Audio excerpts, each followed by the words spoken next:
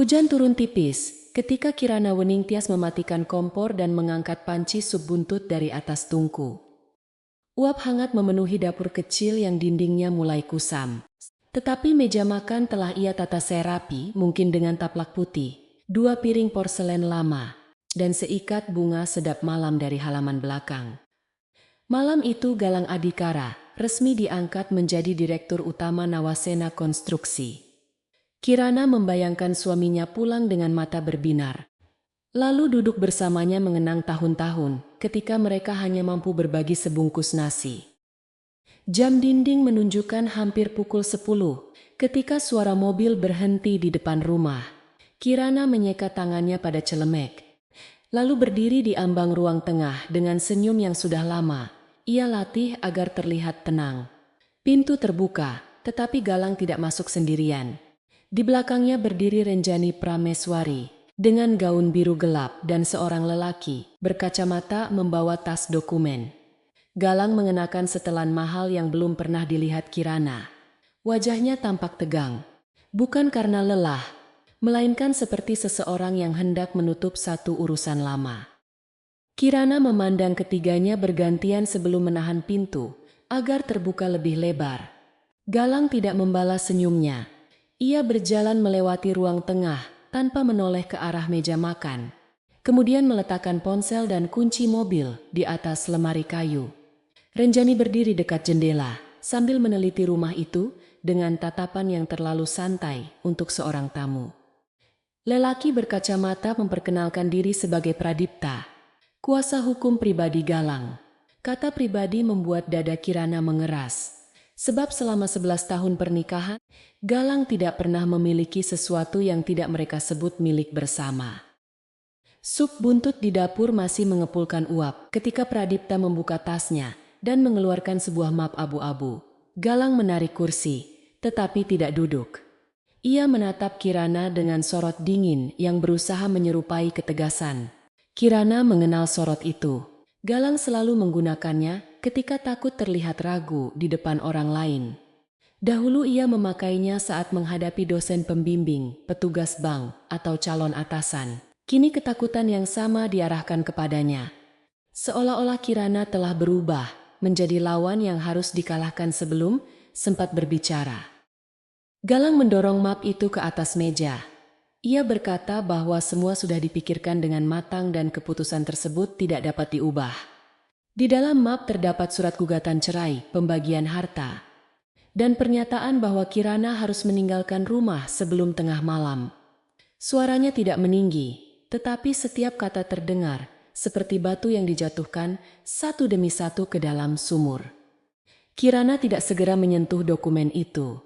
Ia memandang cincin kawin di jari Galang, lalu menatap wajah lelaki yang pernah berjanji akan membawanya keluar dari kemiskinan bersama-sama. Renjani mengalihkan pandangannya ke vas bunga, namun senyum tipis di sudut bibirnya tidak sepenuhnya hilang. Kirana menangkap gerakan itu, tetapi ia tidak memberi kepuasan berupa amarah. Ia bertanya dengan suara datar mengapa keputusan tersebut harus disampaikan pada malam pelantikan. Galang menjawab bahwa jabatan barunya menuntut kehidupan yang lebih tertata, hubungan sosial yang lebih luas, dan pasangan yang mampu menyesuaikan diri dengan lingkungan perusahaan. Ia mengucapkan semuanya seakan sedang membacakan laporan. Yang tidak ia katakan justru terdengar paling jelas, bahwa Kirana dianggap memalukan bagi citra yang baru ia bangun.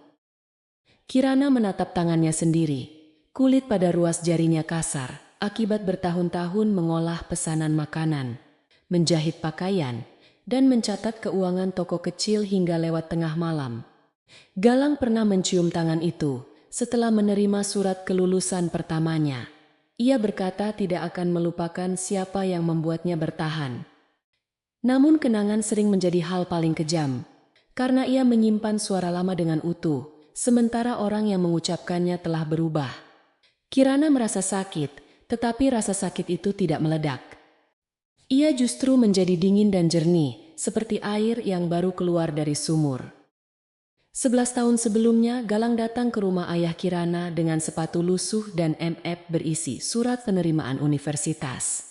Ia diterima dalam program teknik sipil, tetapi tidak memiliki biaya. Ayah Kirana, Suradipa Weningtyas, tidak menyukai lelaki itu. Ia melihat ambisi di mata Galang sebagai api yang belum memiliki tungku. Kirana, yang saat itu baru menyelesaikan pendidikan akuntansi, memilih percaya. Ia menjual perhiasan peninggalan ibunya untuk membayar semester pertama. Ketika uang tidak cukup, ia bekerja pagi di koperasi dan malam di warung makan milik tetangga. Galang dahulu selalu berkata bahwa penderitaan mereka hanya bersifat sementara. Pada malam-malam ketika listrik diputus karena tagihan terlambat, ia belajar di bawah cahaya lampu minyak. Sedangkan Kirana menghitung pengeluaran dengan pensil pendek. Ia menyusun jadwal pembayaran, mencari beasiswa, dan membuat ringkasan materi agar Galang dapat belajar lebih cepat. Ketika Galang gagal dalam ujian struktur bangunan, Kirana membaca buku-bukunya selama 2 minggu lalu menjelaskan pola perhitungan dengan cara yang lebih sederhana. Galang lulus pada ujian berikutnya dan menerima pujian sebagai mahasiswa yang mampu bangkit dari kegagalan. Setelah ayah Kirana meninggal, perempuan itu mewarisi sebuah bengkel, kayu kecil dan sebidang tanah. Bengkel tersebut sebenarnya dapat menjadi awal usaha yang baik. Tetapi Galang mendapat kesempatan mengambil pendidikan lanjutan di kota lain. Tanpa banyak bicara, Kirana menjual bengkel dan menggunakan hasilnya untuk biaya kuliah, sewa kamar, serta pengobatan Mirapat Marini, ibu Galang. Ia tidak pernah menuliskan pengorbanan itu sebagai utang. Baginya, pernikahan berarti membangun satu kehidupan dari 2 tenaga. Galang dahulu menyebut keputusan tersebut sebagai bukti bahwa mereka ditakdirkan berjalan bersama. Pradipta berdeham pelan, mengembalikan Kirana pada ruangan yang terasa semakin sempit. Ia menjelaskan bahwa rumah tersebut bukan lagi bagian dari harta yang dapat diperdebatkan, karena kepemilikannya telah dialihkan kepada Galang 2 tahun sebelumnya. Kirana akhirnya membuka map abu-abu. Di antara lembaran itu terdapat salinan akta hibah dengan tanda tangan menyerupai miliknya. Tanggalnya tercatat pada hari ketika Kirana dirawat akibat demam berdarah. Ia mengingat hari tersebut dengan jelas, karena Galang hanya menjenguk selama 20 menit, lalu mengatakan harus menghadiri rapat penting bersama direksi. Kirana mengangkat dokumen itu setinggi dada dan bertanya kapan ia menandatanganinya. Galang menatap kertas, bukan wajahnya. Ia menjawab bahwa Kirana mungkin lupa karena sedang sakit, dan semua proses telah disahkan secara hukum. Pradipta menambahkan bahwa notaris memiliki catatan lengkap. Kirana memperhatikan cara sang kuasa hukum itu menyusun kata-kata. Tidak ada kepastian, hanya kalimat yang dirancang agar terdengar meyakinkan. Ia lalu memeriksa bentuk huruf pada tanda tangannya. Lengkung pertama terlalu sempit, tekanan tinta tidak stabil, dan garis terakhir berakhir mendatar. Tanda tangan Kirana selalu menanjak sedikit pada bagian akhir. Dahulu Kirana bekerja sebagai pemeriksa pembukuan di sebuah koperasi besar. Ia berhenti setelah Galang meminta dirinya fokus mengurus rumah dan membantu menyusun laporan proyek secara tidak resmi. Kemampuan membaca rincian tidak pernah hilang dari pikirannya. Ia dapat mengenali angka yang dipindahkan, tanggal yang tidak masuk akal, serta dokumen yang sengaja dibuat menyerupai kebenaran. Galang tampaknya lupa bahwa selama bertahun-tahun, istrinya bukan sekadar memasak dan membersihkan rumah. Kirana adalah orang yang memeriksa setiap proposal Galang sebelum dikirim, memperbaiki perhitungan, dan menutup celah yang tidak dilihat orang lain. Kirana meletakkan akta itu perlahan. Ia berkata tanda tangan tersebut bukan miliknya. Renjani akhirnya bergerak dari dekat jendela dan menyilangkan tangan. Ia menuduh Kirana hanya mencari alasan, karena tidak rela kehilangan fasilitas yang selama ini diberikan Galang. Ucapannya terdengar lembut, tetapi penuh penghinaan. Kirana menatap perempuan itu tanpa berkedip.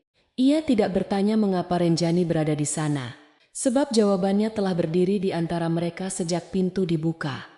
Hubungan mereka mungkin belum diumumkan, tetapi kedekatan, keberpihakan, Dan rasa memiliki dalam sikap Renjani sudah menjelaskan semuanya. Galang berkata, Kirana sebaiknya tidak memperkeruh keadaan. Ia menawarkan sejumlah uang sebagai bentuk penghargaan atas tahun-tahun pernikahan mereka. Lalu menyebut angka yang bahkan lebih kecil daripada biaya kuliah yang pernah dikeluarkan Kirana untuknya. Di balik nada merendahkan itu, sebenarnya Galang merasa gelisah. Ia telah membayangkan Kirana menangis, berlutut atau mengamuk, sehingga dirinya dapat pergi dengan keyakinan bahwa keputusan ini benar. Ketika Kirana tetap tenang, keseimbangan yang ia siapkan mulai goyah. Ia tidak tahu bagaimana menghadapi seseorang yang tidak memohon dan tidak takut kehilangan.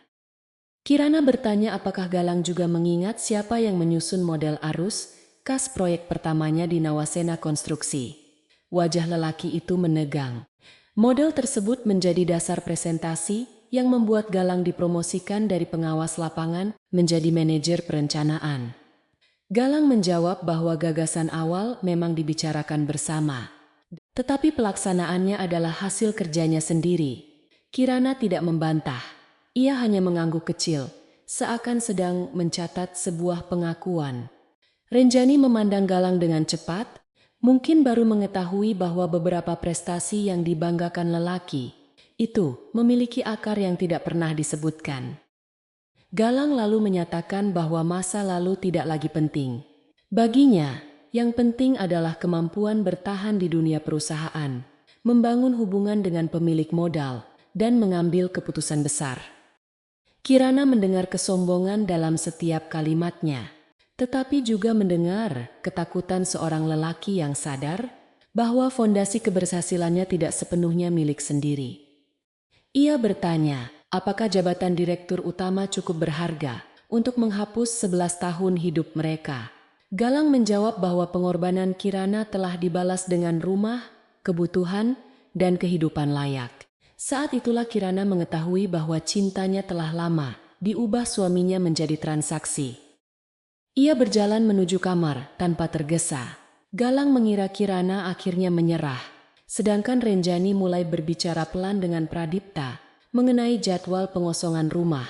Di dalam kamar, Kirana membuka lemari dan mengambil sebuah koper tua berwarna coklat. Ia tidak memasukkan banyak barang, beberapa helai pakaian, buku catatan, dokumen pendidikan, foto ayahnya, serta kotak kayu kecil peninggalan ibunya sudah cukup. Setiap benda yang dipilih terasa seperti pemisahan antara dirinya dan kehidupan yang selama ini ia bangun. Ia meninggalkan gaun, perabot, dan perhiasan yang dibeli Galang karena tidak ingin membawa sesuatu yang dapat disebut sebagai pemberian.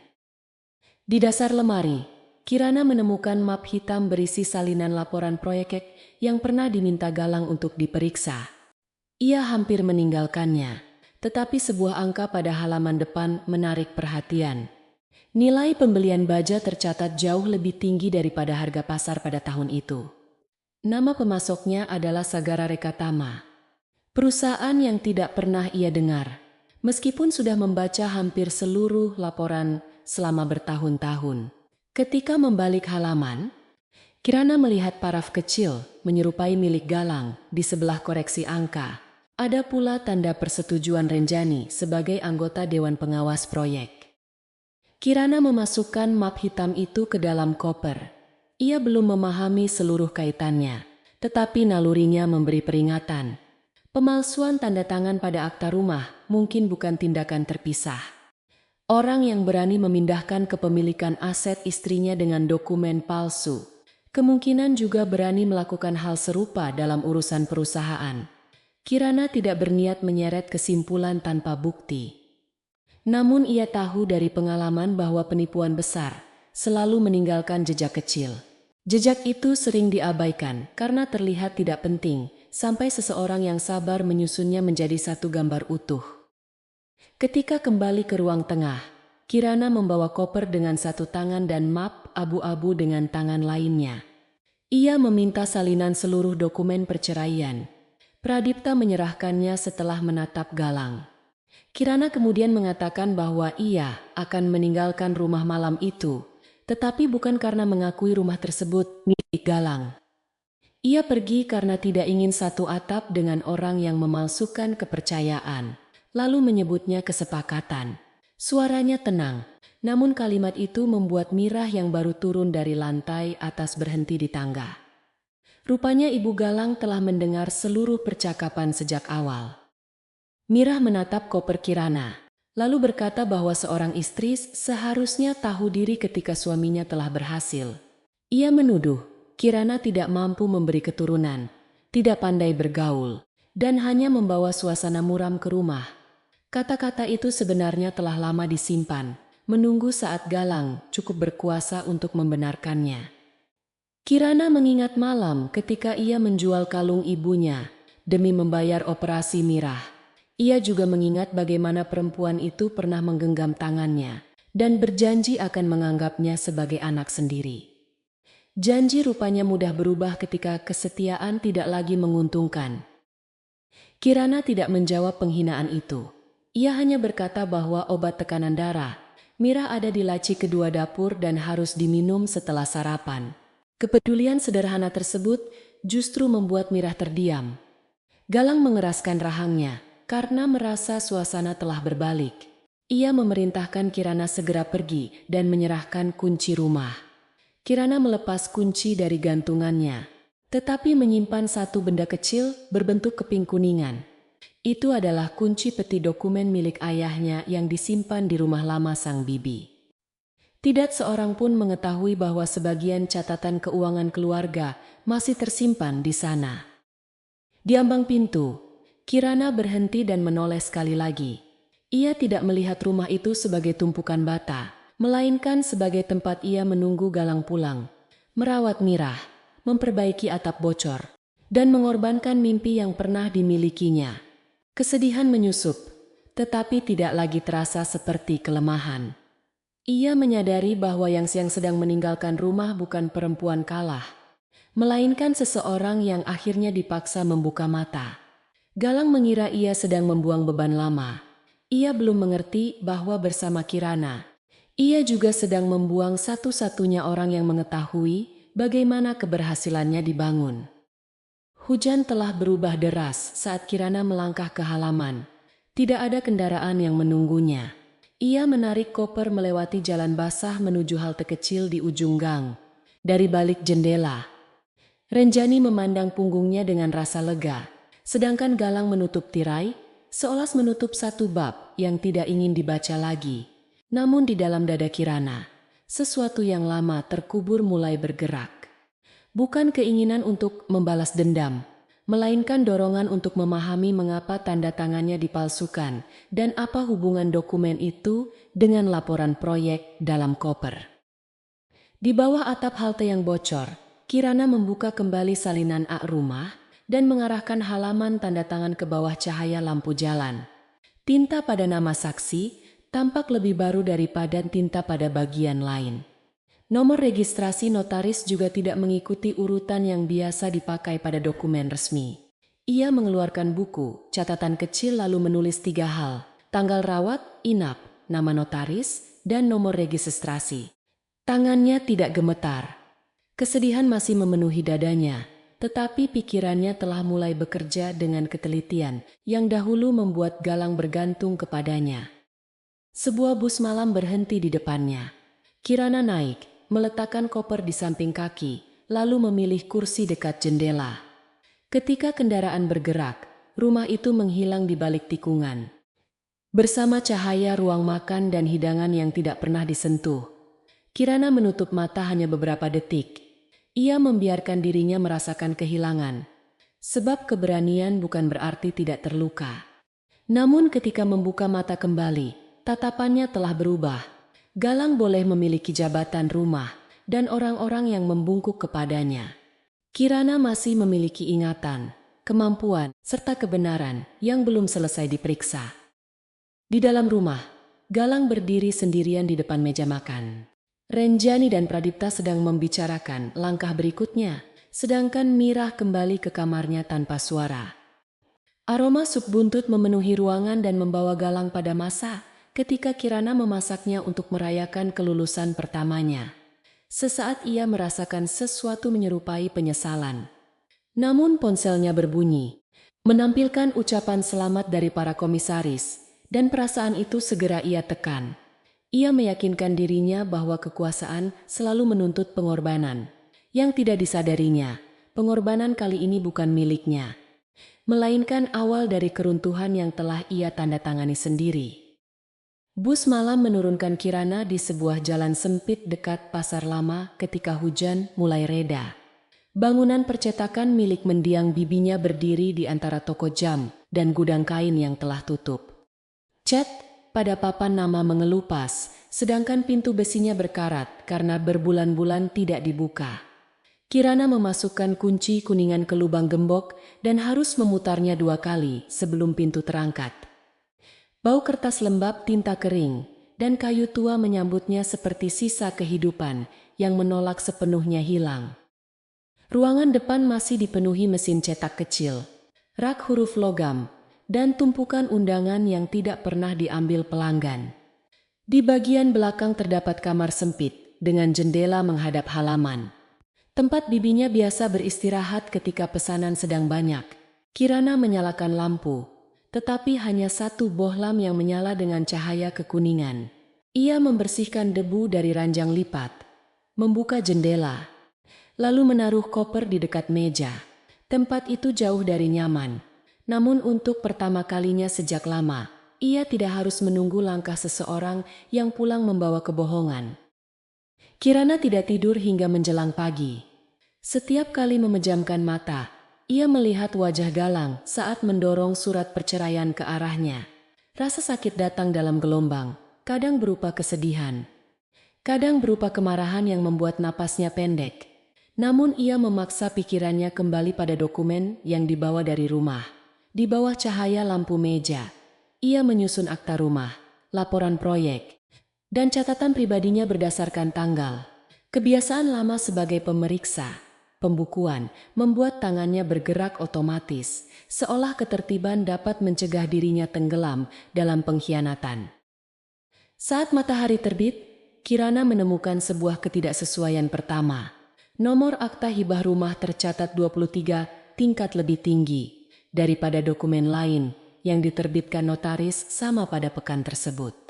Itu berarti nomor tersebut kemungkinan dimasukkan belakangan atau dipinjam dari berkas berbeda.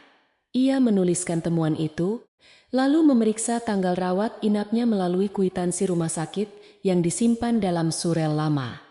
Pada hari tanda tangan dicantumkan, kondisi Kirana tercatat mengalami penurunan kesadaran dan tidak diizinkan menerima tamu selain keluarga inti dalam waktu terbatas. Temuan itu belum cukup untuk membuktikan pemalsuan, tetapi cukup menunjukkan bahwa cerita Galang tidak dapat dipercaya. Kirana kemudian membuka map hitam berisi laporan proyek Nawasena Konstruksi. Nama Sagara Rekatama muncul pada 7 lembar berbeda sebagai pemasok baja, semen, dan alat keselamatan. Anehnya, alamat perusahaan selalu berubah sedikit. Pada satu halaman tertulis nomor 28. Pada halaman lain nomor 28A, sedangkan nomor teleponnya berbeda 1 angka. Kesalahan kecil semacam itu biasanya dibuat agar perusahaan palsu tampak memiliki beberapa cabang. Ia mengambil pensil dan membuat bagan hubungan di atas kertas bekas undangan. Nilai pembelian dinaikkan secara bertahap, tidak pernah terlalu besar dalam satu transaksi. Tetapi jumlah keseluruhannya mencapai angka yang mengejutkan. Pembayaran selalu disetujui beberapa hari sebelum penutupan laporan bulanan, saat petugas keuangan biasanya sibuk mengejar tenggat. Kirana mengenali cara berpikir di balik pola itu. Bertahun-tahun lalu, ia pernah mengajari Galang membagi pengeluaran besar menjadi beberapa kelompok, agar arus kas proyek tidak terlihat timpang. Pengetahuan yang dirancang untuk menjaga perusahaan, kini digunakan untuk menyembunyikan pencurian. Kesadaran tersebut membuat Kirana merasa mual. Ia bangkit, membuka pintu belakang, dan menghirup udara pagi yang bercampur bau tanah basah. Selama ini, ia selalu menganggap bantuan yang diberikan kepada Galang sebagai bagian dari cinta. Ia tidak pernah membayangkan bahwa prinsip, rumus, dan metode yang ia susun dapat menjadi alat untuk merugikan orang lain. Namun rasa bersalah itu tidak boleh mengaburkan batas tanggung jawab. Galang memilih menggunakan pengetahuan tersebut secara salah. Kirana tidak dapat mengubah masa lalu, tetapi ia masih dapat mencegah kerusakan yang lebih besar. Setelah mandi dengan air dingin dan mengganti pakaian, Kirana menuju rumah sakit tempat ia pernah dirawat. Petugas arsip awalnya enggan memberikan keterangan lama. Tetapi Kirana menunjukkan identitas serta salinan tanggal dokumen yang dipermasalahkan. Ia tidak meminta rekam medis lengkap. Hanya surat konfirmasi mengenai kondisi kesadarannya dan daftar pengunjung pada hari tersebut. Prosedur itu membutuhkan waktu, sehingga Kirana mengajukan permohonan resmi. Saat meninggalkan rumah sakit, ia melihat nama Galang tercatat sebagai pengunjung selama 18 menit. Tidak ada nama notaris ataupun saksi lain. Dari rumah sakit, Kirana pergi ke alamat Sagara Rekatama yang tertulis pada laporan. Tempat itu ternyata sebuah ruko kosong dengan pintu tertutup, papan, dan tanda sewa yang telah pudar. Penjual makanan di seberang jalan mengatakan, tidak pernah ada perusahaan baja di sana. Beberapa tahun sebelumnya, ruangan itu hanya dipakai sebagai tempat penyimpanan kursi pesta.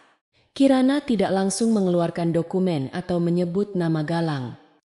Ia membeli sarapan, mengobrol tentang lingkungan sekitar, lalu mencatat keterangan itu setelah berjalan cukup jauh. Kesabaran adalah perlindungan pertamanya. Alamat kedua membawa Kirana ke sebuah rumah kecil di pinggir kota. Seorang perempuan tua membukakan pintu dan mengaku tidak mengenal Sagara Rekatama. Namun ketika Kirana menyebut nama direktur yang tercantum dalam laporan, wajah perempuan itu berubah. Nama tersebut adalah milik putranya, Bayu Kertanegara, yang bekerja sebagai sopir untuk salah satu rekanan Nawasena Konstruksi. Bayu tidak pernah memiliki perusahaan. Perempuan itu mengatakan putranya pernah diminta menandatangani beberapa berkas kosong dengan imbalan uang tambahan. Sejak beberapa bulan lalu, Bayu pergi tanpa menjelaskan tujuan dan jarang menghubungi keluarga. Kirana menyadari bahwa ia sedang memasuki wilayah yang lebih berbahaya daripada sengketa rumah. Ia tidak boleh bergerak hanya dengan dugaan atau emosi. Ketika kembali ke percetakan, ia membeli kotak arsip, kantong plastik bening, dan sebuah buku catatan baru. Setiap dokumen diberi nomor, tanggal penemuan, serta keterangan sumber. Ia memotret seluruh halaman dengan ponsel, lalu menyimpan salinannya dalam perangkat penyimpanan milik bibinya. Satu salinan ditempatkan di peti dokumen, sedangkan salinan lain dikirim ke alamat surel baru yang tidak diketahui Galang. Menjelang sore seseorang mengetuk pintu percetakan 3 kali dengan jeda teratur. Kirana tidak langsung membuka. Ia mengintip melalui celah tirai dan melihat seorang lelaki bertubuh kurus mengenakan kemeja abu-abu yang kusut. Wajahnya tampak lelah, tetapi matanya terus mengawasi jalan. Ketika Kirana akhirnya membuka pintu setengah lebar, lelaki itu memperkenalkan diri sebagai Sabda Nirwanta, mantan kepala bagian pengendalian biaya di Nawasena Konstruksi. Ia mengetahui Kirana berada di sana dari seorang pegawai rumah sakit yang merupakan kerabat jauhnya. Kirana tidak mengundangnya masuk sebelum Sabda menunjukkan kartu identitas dan bukti lama sebagai pegawai perusahaan. Setelah memastikan nama itu muncul pada salah satu halaman laporan, ia mempersilakan lelaki tersebut duduk di ruang depan. Sabda memandangi mesin cetak berdebu, kemudian berkata bahwa ia pernah berusaha menemui Kirana setahun sebelumnya. Galang selalu menyampaikan bahwa istrinya sedang sakit atau tidak ingin diganggu. Sabda baru mengetahui malam sebelumnya bahwa Kirana diusir dari rumah. Ia datang bukan untuk mencampuri urusan pernikahan, melainkan karena percaya Kirana mungkin satu-satunya orang yang dapat memahami pola laporan tersebut. Sabda mengeluarkan sebuah map tipis dari dalam tas kain. Di dalamnya terdapat salinan lembar pembelian yang berbeda dari laporan resmi. Nilai asli untuk pengadaan baja hanya 60% dari jumlah yang dilaporkan kepada direksi. Selisih pembayaran dikirim ke 3 perusahaan, termasuk Sagara Rekatama. Sabda pernah menolak menyetujui transaksi. karena alamat pemasok tidak dapat diverifikasi. 2 minggu kemudian, ia dipindahkan ke bagian inventaris gudang dan aksesnya ke sistem keuangan dicabut. Atasannya mengatakan, keputusan itu datang langsung dari Galang, yang saat itu menjabat sebagai direktur operasional. Kirana bertanya mengapa Sabda baru berbicara sekarang. Lelaki itu menunduk cukup lama sebelum menjawab. Istrinya sedang menjalani pengobatan, sedang putrinya sati sekolah sah. Ia takut kehilangan pekerjaan dan jaminan kesehatan. Ketika dipindahkan, Sabda memilih diam sambil menyimpan beberapa salinan sebagai perlindungan. Namun 3 bulan lalu, sebuah proyek jembatan penyeberangan mengalami kerusakan sebelum diserah terimakan. Bagian lantainya runtuh saat pekerja melakukan pemeriksaan. Tidak ada korban jiwa, tetapi 6 pekerja terluka. 2 di antaranya mengalami patah tulang, yang membuat mereka tidak dapat kembali bekerja. Menurut Sabda, bahan yang digunakan pada proyek itu berasal dari salah satu perusahaan dalam jaringan Sagara Rekatama. Kualitas baja diturunkan, sedangkan laporan pemeriksaan diubah agar memenuhi standar. Galang menyatakan kecelakaan terjadi akibat kelalaian pekerja dan memaksa mandor menandatangani pengakuan. Perusahaan memberikan bantuan pengobatan dalam jumlah kecil, lalu menutup kasus tersebut. Sabda tidak sanggup lagi diam setelah melihat keluarga korban menjual sepeda motor untuk membayar perawatan lanjutan. Namun ia juga tahu, tanpa bukti yang tersusun, kesaksiannya hanya akan dianggap sebagai dendam pegawai yang diturunkan jabatannya. Kirana membaca setiap lembar yang dibawa Sabda. Ia menemukan kode koreksi yang pernah digunakan Galang pada rancangan arus kas lama. Kode itu dibuat Kirana agar perubahan biaya dapat dilacak tanpa mengganggu tampilan laporan utama. Dalam dokumen resmi, kode tersebut muncul di dekat transaksi yang nilainya dipindahkan. Galang mungkin mengira tidak seorang pun memahami maknanya, karena ia telah mengganti nama kolom dan urutan pencatatan. Namun bagi Kirana, pola itu seperti tulisan tangan yang tidak mungkin disembunyikan. Ia mulai melihat bagaimana uang berpindah dari proyek menuju perusahaan palsu. Sabda memperhatikan wajah Kirana yang tetap tenang, lalu bertanya, apakah ia tidak marah? Kirana menjawab bahwa kemarahan sedang bekerja di dalam dirinya, tetapi ia tidak akan membiarkannya memegang kemudi. Ia membutuhkan fakta, urutan, dan saksi yang dapat bertahan ketika diperiksa. Setiap tuduhan harus memiliki dasar. Sabda mengangguk, meskipun ia tampak belum sepenuhnya yakin. Ia mungkin berharap melihat seorang istri terluka yang ingin menghancurkan suaminya. Sebaliknya, ia berhadapan dengan seorang pemeriksa yang menganggap pengkhianatan pribadi hanya satu bagian dari persoalan yang jauh lebih luas. Mereka menghabiskan beberapa jam menyusun daftar proyek yang memakai pemasok sama. Sabda mengingat nama pegawai, tanggal rapat, dan perubahan akses dalam sistem. Kirana menghubungkan keterangannya dengan laporan yang dibawa dari rumah. Dari 9 proyek, 4 mengalami pembengkakan biaya, 3 mendapatkan keluhan mengenai mutu, dan 2 lainnya masih dalam pengerjaan. Salah satu proyek yang belum selesai adalah gedung sekolah di daerah rawan gempa. Anggaran untuk rangka penopang telah dipindahkan ke Sagara Rekatama. Kirana merasa tengkuknya dingin saat membayangkan akibat apabila bahan bermutu rendah benar-benar digunakan.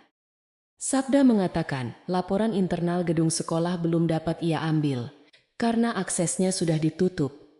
Kirana melarangnya mencoba masuk secara diam-diam. Ia tidak ingin bukti diperoleh melalui cara yang dapat dipersoalkan atau membuat Sabda dituduh mencuri data. Mereka harus menggunakan salinan yang diterima secara sah, dokumen milik pribadi, keterangan saksi, serta arsip yang pernah diberikan Galang kepada Kirana untuk diperiksa. Sabda tampak kecewa, tetapi kemudian memahami maksudnya. Melawan penyalahgunaan kekuasaan dengan pelanggaran, baru hanya akan memberi Galang jalan untuk membalikan keadaan. Keesokan harinya, Kirana dan Sabda menemui keluarga salah satu pekerja yang terluka. Mereka tinggal di rumah kontrakan dekat terminal barang. Pekerja itu bernama Jagat Prabawa. Seorang ayah dua anak yang kini berjalan menggunakan tongkat. Istrinya menerima mereka di ruang tamu dengan wajah curiga. Banyak orang perusahaan pernah datang membawa janji. Tetapi, tidak satu pun kembali setelah mendapatkan tanda tangan. Kirana tidak mengaku sebagai perwakilan hukum ataupun menjanjikan ganti rugi.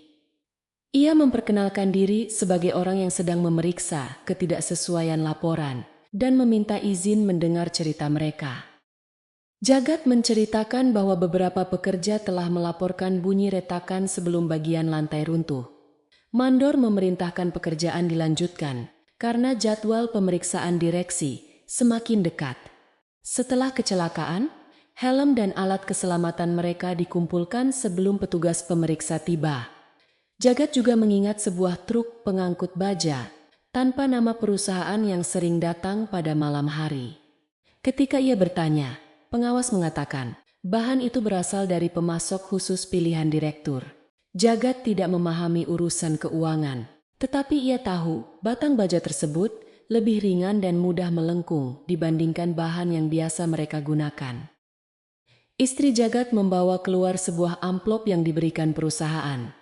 Di dalamnya ada surat pernyataan bahwa kecelakaan terjadi karena pekerja mengabaikan prosedur. Tanda tangan Jagat terdapat di bagian bawah.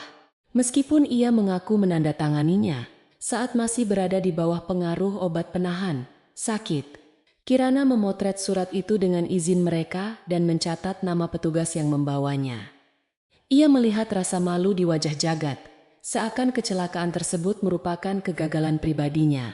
Kirana berkata bahwa menerima bantuan dalam keadaan terdesak tidak menjadikannya bersalah. Kesalahan berada pada orang yang memanfaatkan kelemahan korban. Sebelum pulang, Kirana memberikan nomor telepon barunya kepada keluarga Jagat. Ia tidak memberikan uang dalam jumlah besar, karena tidak ingin kesaksian mereka kelak dianggap dibeli. Namun ia membayar obat yang harus ditebus hari itu dan meminta kwitansi disimpan. Sabda menyaksikan semuanya dengan diam. Dalam perjalanan kembali, ia mengaku selama ini mengira keberanian berarti berbicara keras di depan orang berkuasa. Kirana menjawab bahwa keberanian sering justru berbentuk ketelitian, sebab orang yang tergesa mudah dipatahkan. Mereka harus memastikan setiap langkah dapat dipertanggungjawabkan kepada korban, bukan hanya kepada diri sendiri. Malam itu, Kirana menemukan peti dokumen milik ayahnya di bawah lantai papan kamar belakang. Di dalamnya tersimpan buku rekening lama, surat penjualan bengkel, dan catatan pengeluaran selama masa pendidikan Galang. Setiap pembayaran dicatat Suradipa dengan tulisan rapi, termasuk biaya semester, sewa kamar, pembelian buku, dan pengobatan Mirah.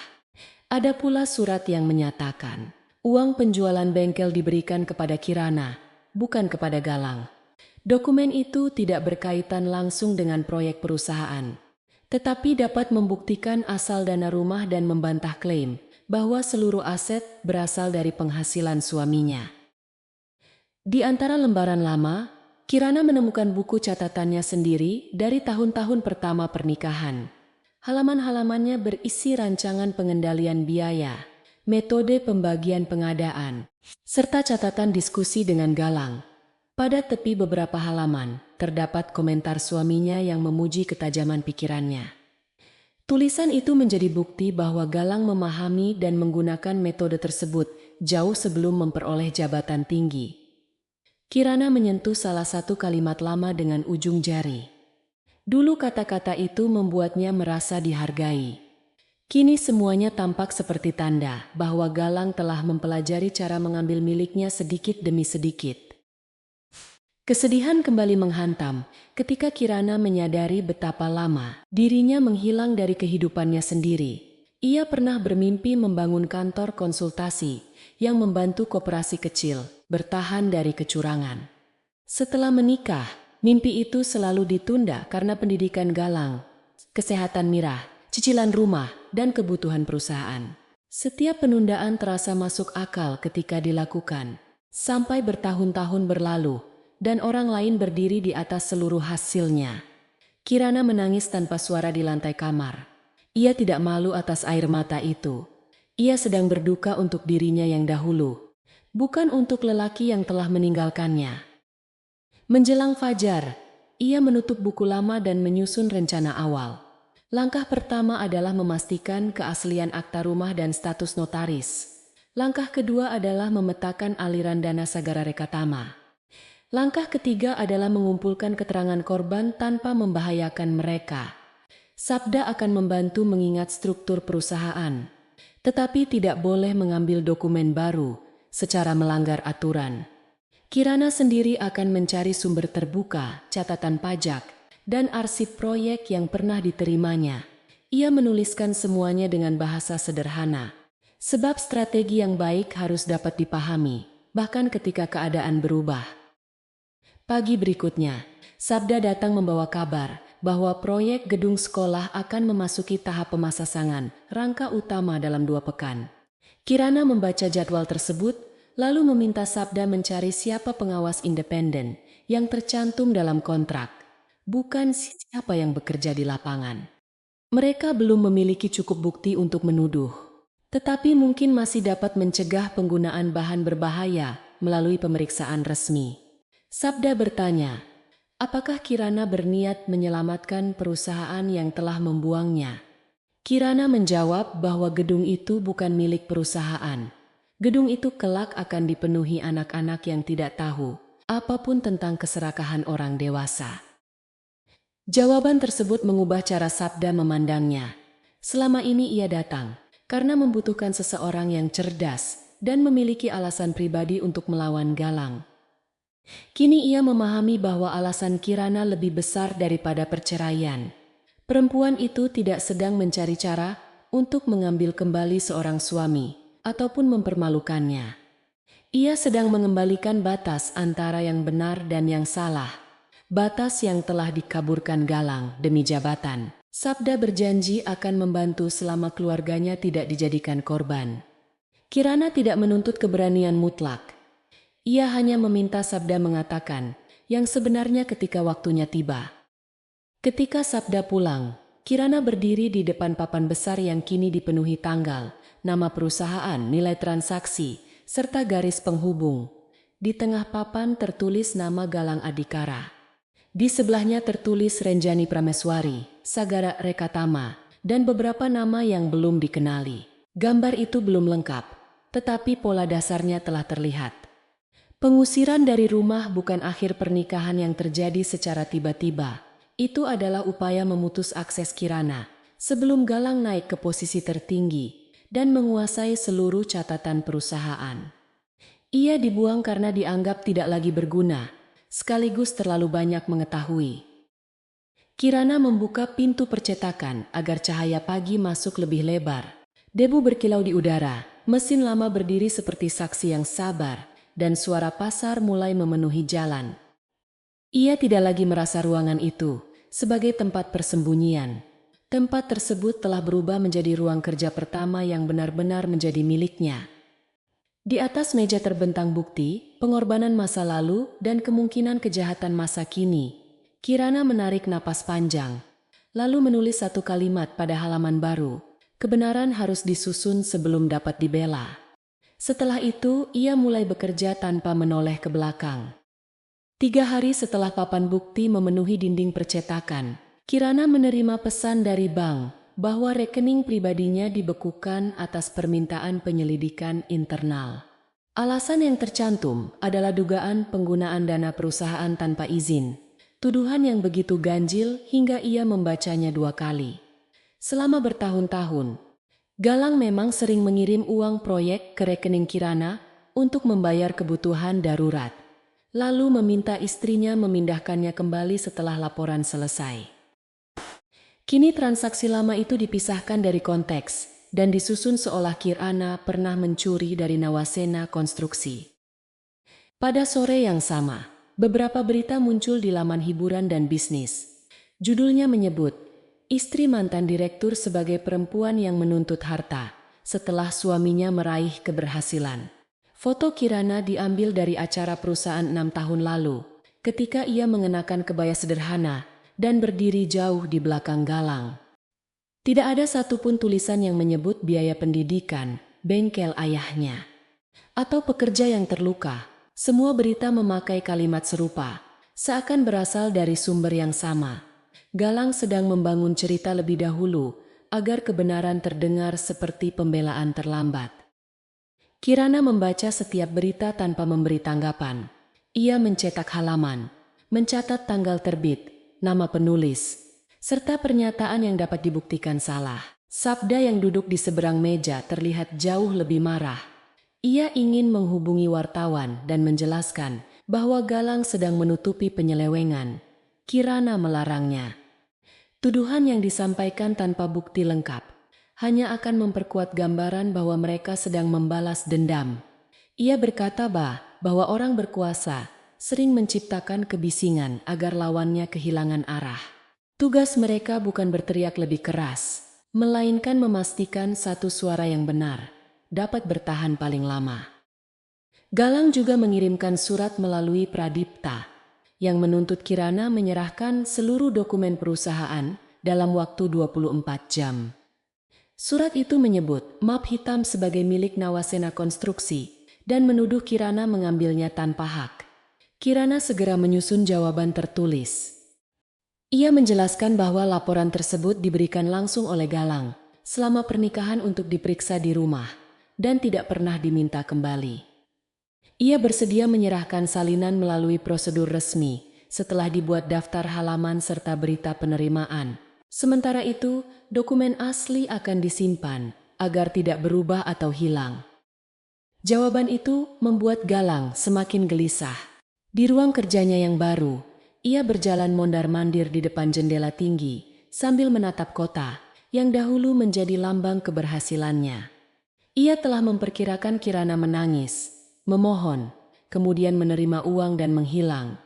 Ia tidak memperkirakan istrinya memahami prosedur lebih baik daripada kuasa hukum yang dibayar mahal.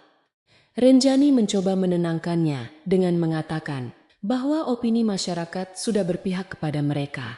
Namun Galang tahu opini dapat berubah apabila dokumen yang tepat muncul. Ia mulai menyesali kebiasaan lama membawa laporan ke rumah. Renjani sendiri menyimpan kegelisahan berbeda.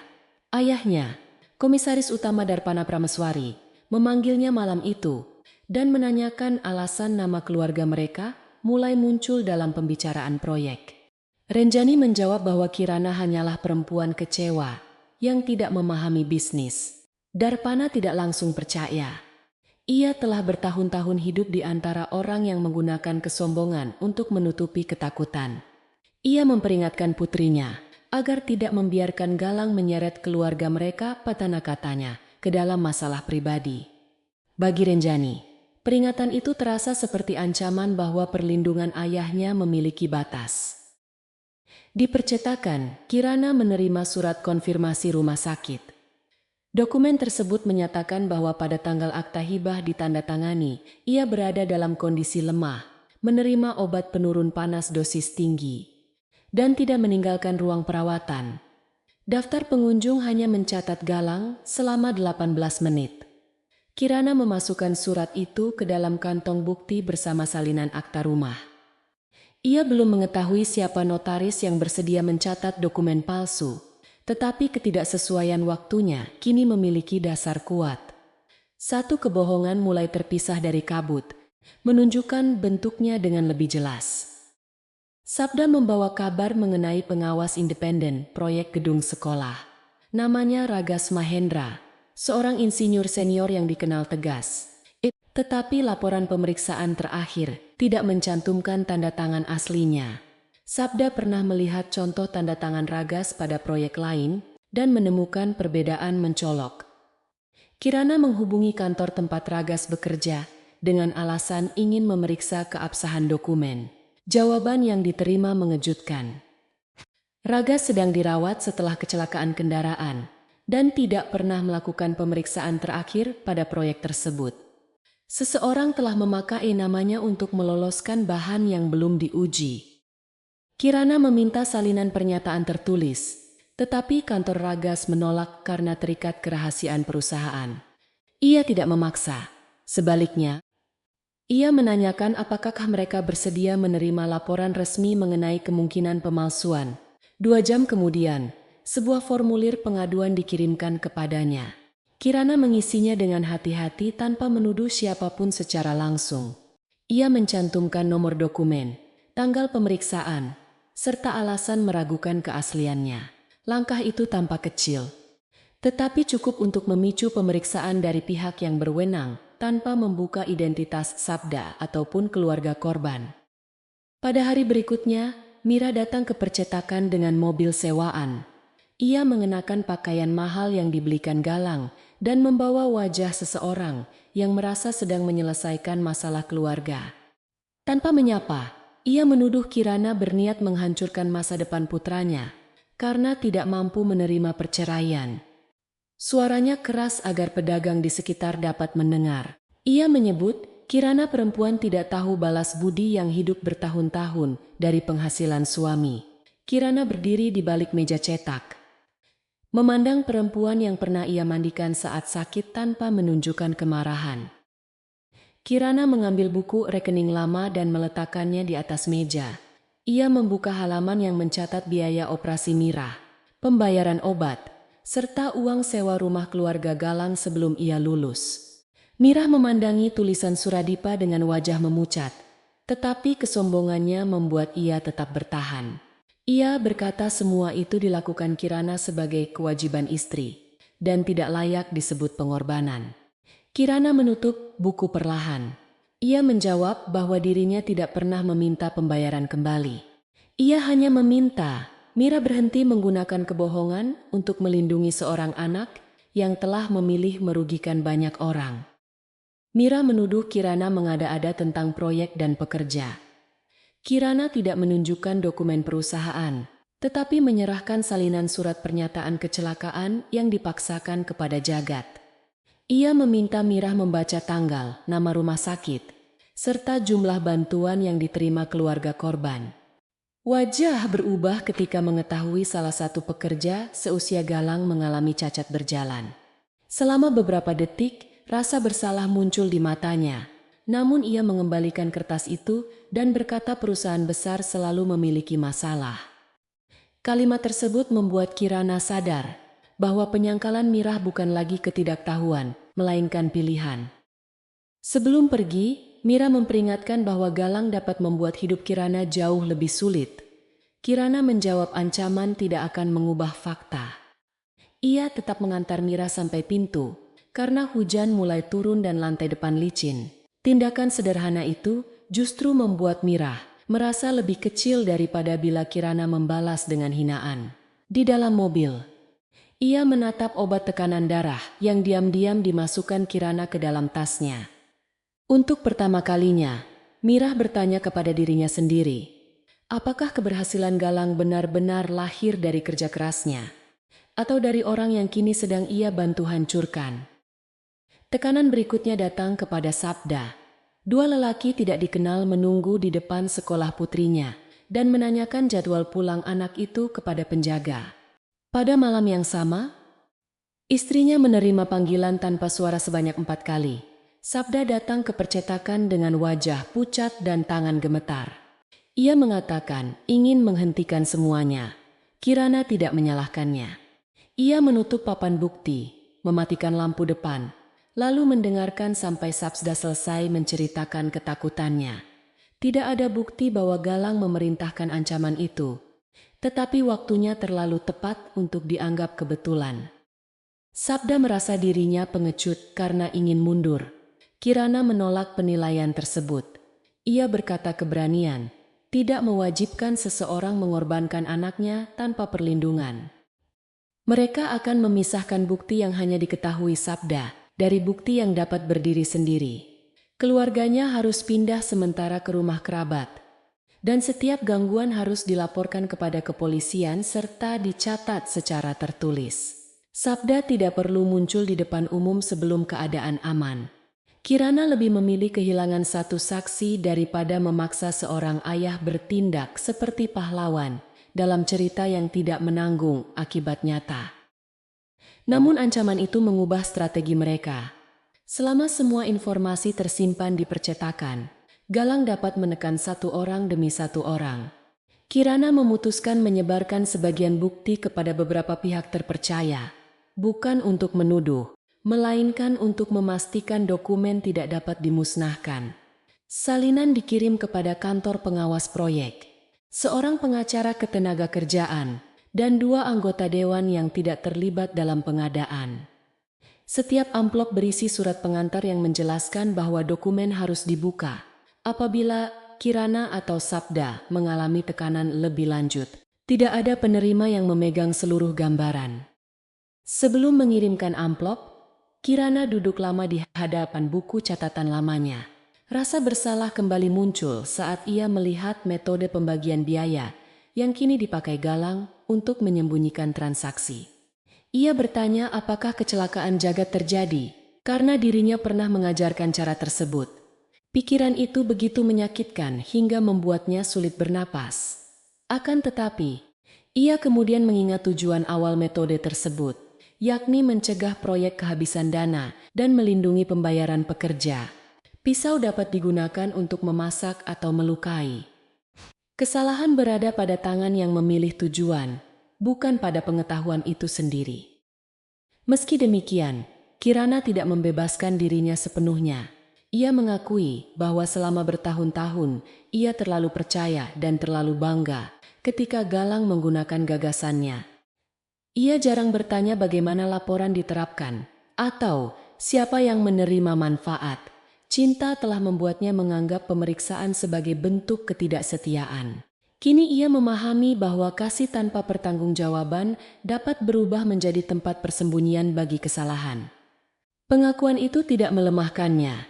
Sebaliknya, ia merasa lebih jujur terhadap dirinya sendiri dan lebih siap menanggung bagian tanggung jawab yang memang menjadi miliknya. Keesokan paginya, salah satu anggota dewan bernama Arutala Baskara menghubungi Kirana. Ia meminta pertemuan di tempat netral dan datang tanpa pengawal. Arutala telah lama mencurigai pembengkakan biaya, tetapi setiap pertanyaan selalu dijawab dengan laporan yang tampak rapi. Ia terkejut melihat perbedaan antara salinan awal dan laporan resmi. Namun ia belum berani membawa masalah itu ke rapat dewan.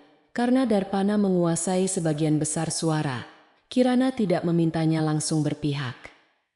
Ia hanya meminta jadwal rapat pemegang saham tahunan dan tata cara pengajuan pemeriksaan independen. Arutala menjelaskan bahwa rapat akan berlangsung 3 pekan lagi. Setiap pemegang saham dapat mengajukan pertanyaan tertulis, tetapi hanya pihak tertentu yang berhak mempresentasikan temuan. Kirana sendiri tidak memiliki saham, namun mendiang ayahnya pernah membeli sejumlah kecil saham Nawasena Konstruksi melalui koperasi investasi, kemudian memindahkannya kepada Kirana sebagai hadiah pernikahan. Selama ini Galang mengurus seluruh surat terkait, dan mengatakan saham tersebut sudah dijual saat harga turun. Kirana segera memeriksa peti dokumen lama dan menemukan sertifikat yang belum pernah dibatalkan. Sertifikat itu hanya mewakili bagian kecil kepemilikan, tetapi cukup memberi Kirana hak menghadiri rapat dan mengajukan pertanyaan. Galang mungkin lupa keberadaannya atau mengira dokumen tersebut hilang bersama bengkel ayahnya. Arutala menyarankan agar Kirana merahasiakan temuan itu sampai statusnya diverifikasi. Ia juga memperingatkan bahwa Dewan memiliki hubungan kuat dengan media dan pejabat. Kirana menjawab bahwa ia tidak berniat datang membawa tuduhan kosong. Ia akan datang dengan urutan bukti yang memaksa setiap orang melihat hubungan antara uang, bahan bermutu rendah, dan dokumen palsu. Sementara itu, Galang mengadakan pertemuan dengan kepala bagian komunikasi perusahaan.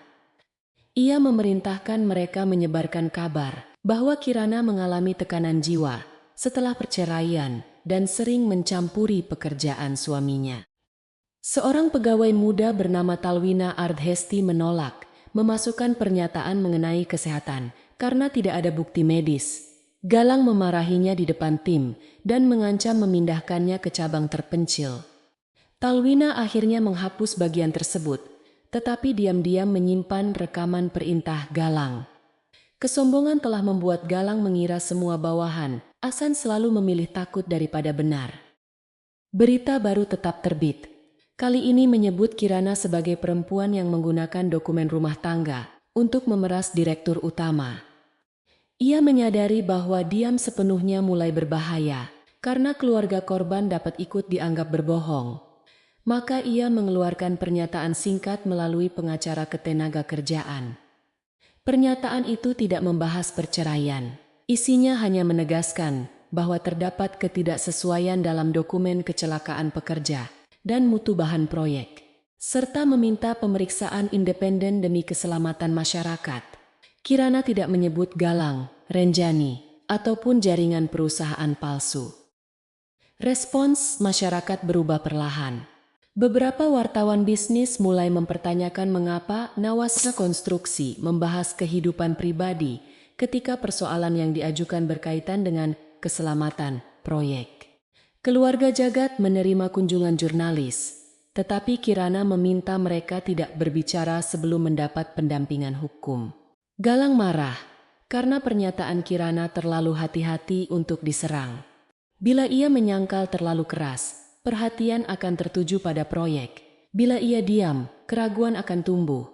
Untuk pertama kalinya sejak menjadi direktur utama, ia merasa jabatan tinggi justru membuat setiap geraknya terlihat lebih jelas. Renjani mendesak Galang agar menghentikan serangan pribadi dan membereskan dokumen proyek terlebih dahulu. Galang menuduhnya takut. Pertengkaran mereka berlangsung di ruang rapat tertutup. Tetapi Talwina yang berada di luar mendengar suara benda dilempar ke meja. Renjani mulai melihat sisi Galang yang dahulu ia anggap sebagai keberanian. Kini ia memahami bahwa keberanian itu hanyalah kebutuhan untuk selalu menang. Galang mengatakan, Kirana tidak akan mampu menghadapi seluruh dewan. Renjani tidak menjawab. Ia telah membaca beberapa laporan lama dan menemukan tanda bahwa Galang menyimpan transaksi tanpa sepengetahuan dirinya. Di percetakan, Kirana menerima konfirmasi bahwa sertifikat saham miliknya masih sah. Ia menyimpan surat tersebut dalam map merah, terpisah dari bukti lainnya. Sabda telah memindahkan keluarganya, dan untuk sementara hanya berkomunikasi melalui pesan singkat. Jagat mendapat pendamping hukum. Kantor Ragas mulai memeriksa pemalsuan tanda tangan. Setiap langkah masih kecil, tetapi semuanya bergerak menuju titik yang sama. Kirana menandai tanggal rapat pemegang saham pada kalender dinding. Ia belum mengetahui bentuk perlawanan Galang berikutnya. Namun kini ia memiliki jalan resmi untuk berdiri di hadapannya. Malam sebelum mengirim pertanyaan kepada Dewan, Kirana duduk sendirian di ruang belakang. Di luar, mesin pasar terdengar seperti dengung jauh. Ia menulis satu persatu pertanyaan mengenai pemasok, pemeriksaan mutu, korban kecelakaan, dan wewenang direktur operasional. Tidak ada satupun yang menyebut perceraian. Galang telah berusaha mengubah persoalan menjadi pertengkaran suami istri, tetapi Kirana menolak masuk ke panggung yang disiapkannya. Ia akan membawa perdebatan kembali ke tempat yang paling ditakuti Galang, yaitu angka, tanggung jawab, dan orang-orang yang terluka. Setelah selesai, Kirana memandang papan bukti yang kini lebih penuh daripada sebelumnya. Beberapa garis masih berakhir pada tanda tanya, terutama hubungan Darpana dengan perusahaan pemasok dan keberadaan Bayu Kertanegara. Ia belum memiliki cukup bukti untuk membuka seluruh jaringan. Karena itu, rapat pemegang saham bukan tempat kemenangan akhir. Rapat tersebut akan menjadi pintu untuk memaksa pemeriksaan resmi dan melindungi dokumen sebelum Galang menghapus jejak. Kirana memahami bahwa kesalahan terbesar lawannya adalah mengira dirinya bergerak karena kebencian. Padahal ia bergerak karena kesabaran. Ia menutup map merah dan menguncinya di dalam peti ayahnya. Di halaman pertama buku catatan baru, Kirana menuliskan 3 kata, jangan terburu-buru menang. Selama ini Galang membangun kekuasaan dengan membuat orang lain merasa kecil dan sendirian.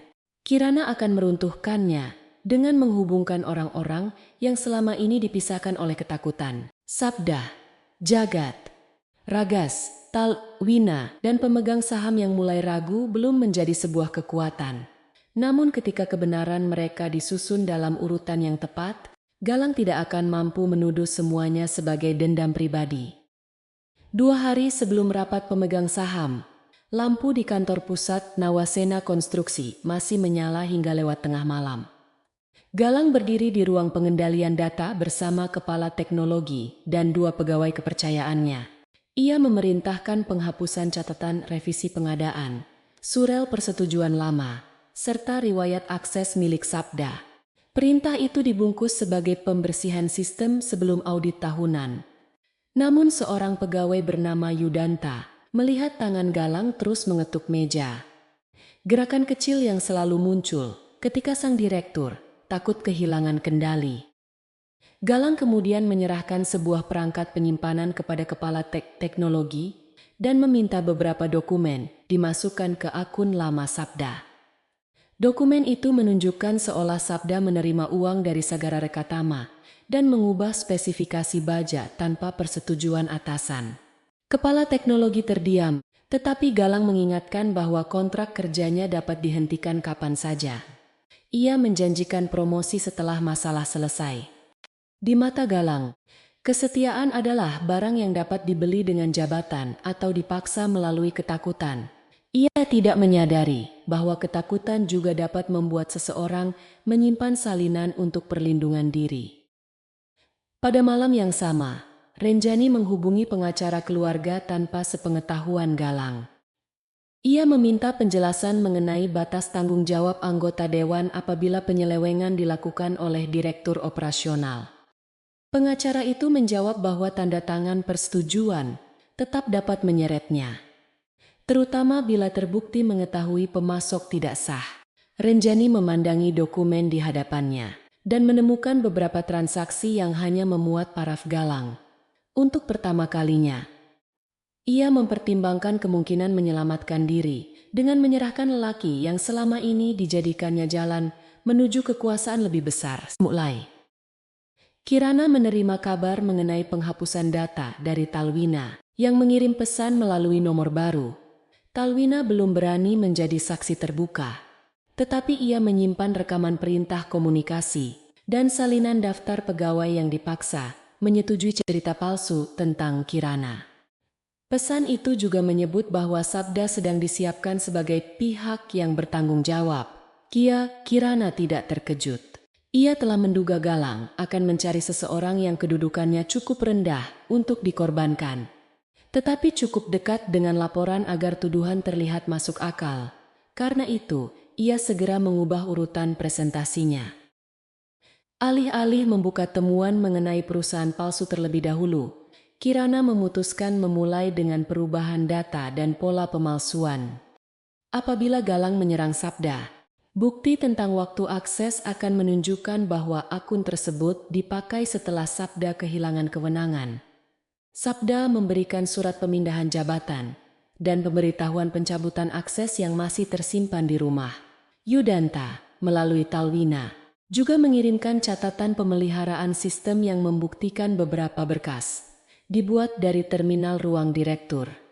Tidak satu pun dokumen berdiri sendirian, tetapi ketika disusun bersama, semuanya menutup jalur pembelaan yang sedang disiapkan Galang. Kirana menyalin seluruh bukti ke dalam beberapa perangkat terpisah. Satu diserahkan kepada pengacara ketenagakerjaan, satu kepada Arutala, dan satu disimpan dalam kotak bank atas nama mendiang bibinya. Ia juga mengirimkan rangkuman kepada kantor pengawas konstruksi dengan syarat dokumen lengkap akan diberikan setelah rapat. Langkah itu bukan karena ia ingin menciptakan ancaman, melainkan karena ia memahami bahwa keberanian tanpa perlindungan hanya menghasilkan korban baru. Galang memiliki uang jabatan dan orang yang dapat menghapus jejak.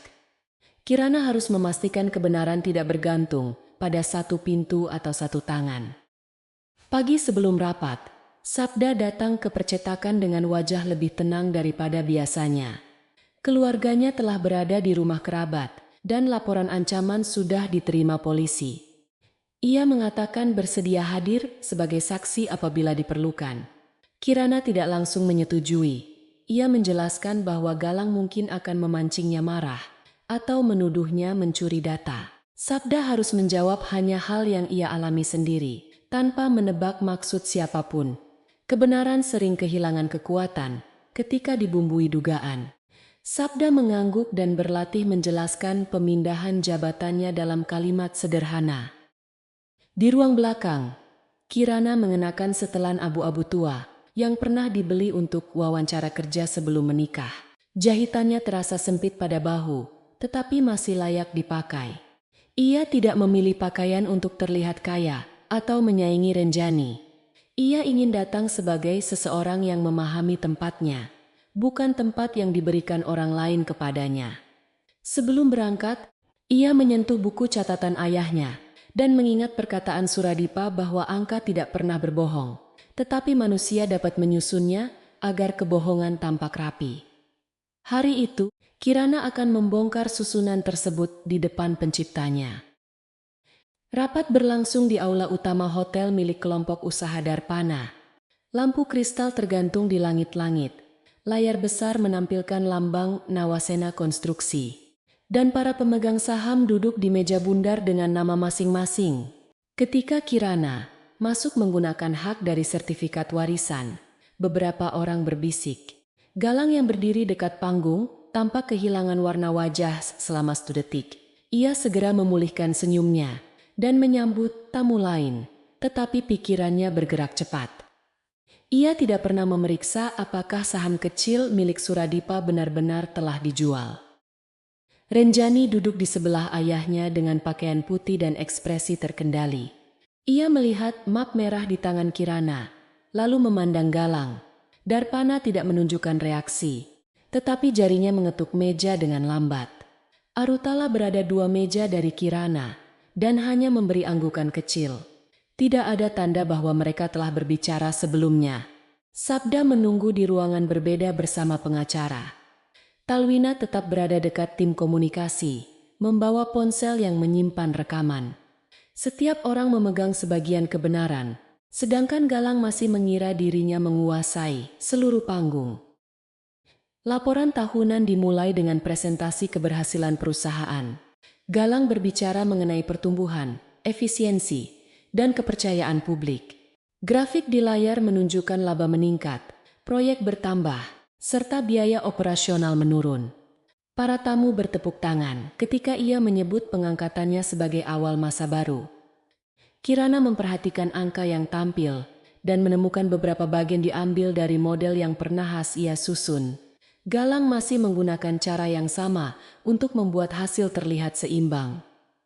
Perbedaannya, kini keseimbangan itu dibangun di atas biaya keselamatan pekerja dan uang yang dialirkan ke perusahaan kosong. Setelah presentasi, moderator membuka sesi pertanyaan. Kirana mengangkat kartu pemegang saham. Galang berusaha menolak dengan alasan pertanyaannya mungkin terkait sengketa pribadi. Tetapi Arutala meminta moderator mengikuti tata tertib. Kirana berdiri dan memperkenalkan dirinya hanya sebagai pemegang saham sah. Ia bertanya mengapa nilai pengadaan baja pada 4 proyek meningkat. Sementara jumlah bahan yang diterima menurun. Ia juga menanyakan alasan satu perusahaan pemasok menggunakan 3 alamat berbeda. Pertanyaan itu diucapkan tanpa menyebut perceraian, pengusiran, atau hubungan Galang dengan Renjani. Ruangan segera menjadi lebih hening. Galang menjawab bahwa perubahan harga disebabkan keadaan pasar dan perbedaan lokasi pengiriman.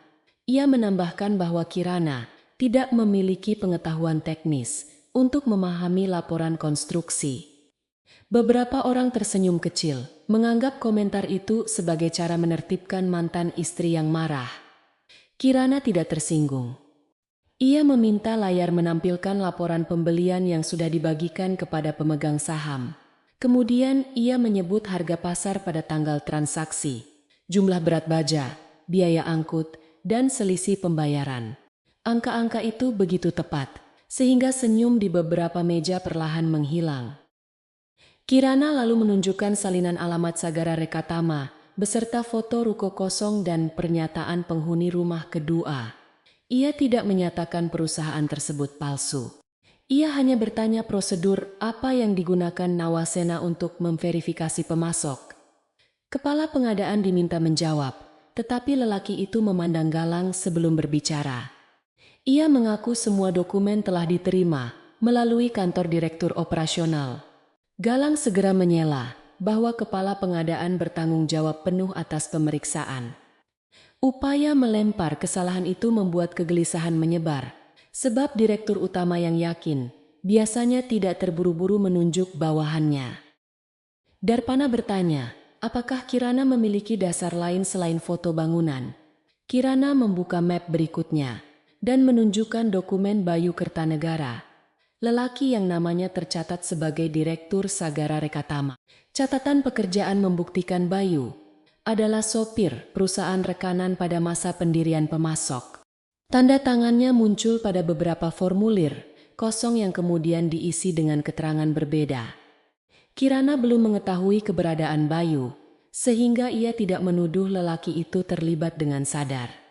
Namun ia menegaskan bahwa verifikasi pemasok tidak mungkin dilakukan dengan benar apabila identitas direktur saja tidak pernah diperiksa. Galang bangkit dari kursinya dan menuduh Kirana mencuri dokumen rahasia. Kirana menjelaskan asal setiap salinan, kapan laporan diberikan kepadanya, serta siapa yang dapat mengonfirmasi. Ia menyerahkan daftar penerimaan kepada sekretaris rapat. Galang kemudian menyebut Sabda sebagai dalang yang memanipulasi data karena sakit hati setelah dipindahkan. Inilah serangan yang telah diperkirakan Kirana. Ia meminta izin memanggil Sabda dan menampilkan surat pencabutan akses. Sabda masuk dengan langkah kaku, tetapi suaranya tetap jelas ketika menjelaskan bahwa ia tidak dapat membuka sistem sejak 4 bulan sebelum dokumen yang dituduhkan dibuat. Kepala teknologi dipanggil untuk memeriksa waktu pembuatan berkas. Wajahnya basah oleh keringat ketika layar menunjukkan bahwa data berasal dari terminal ruang direktur. Galang menuduh sistem diretas.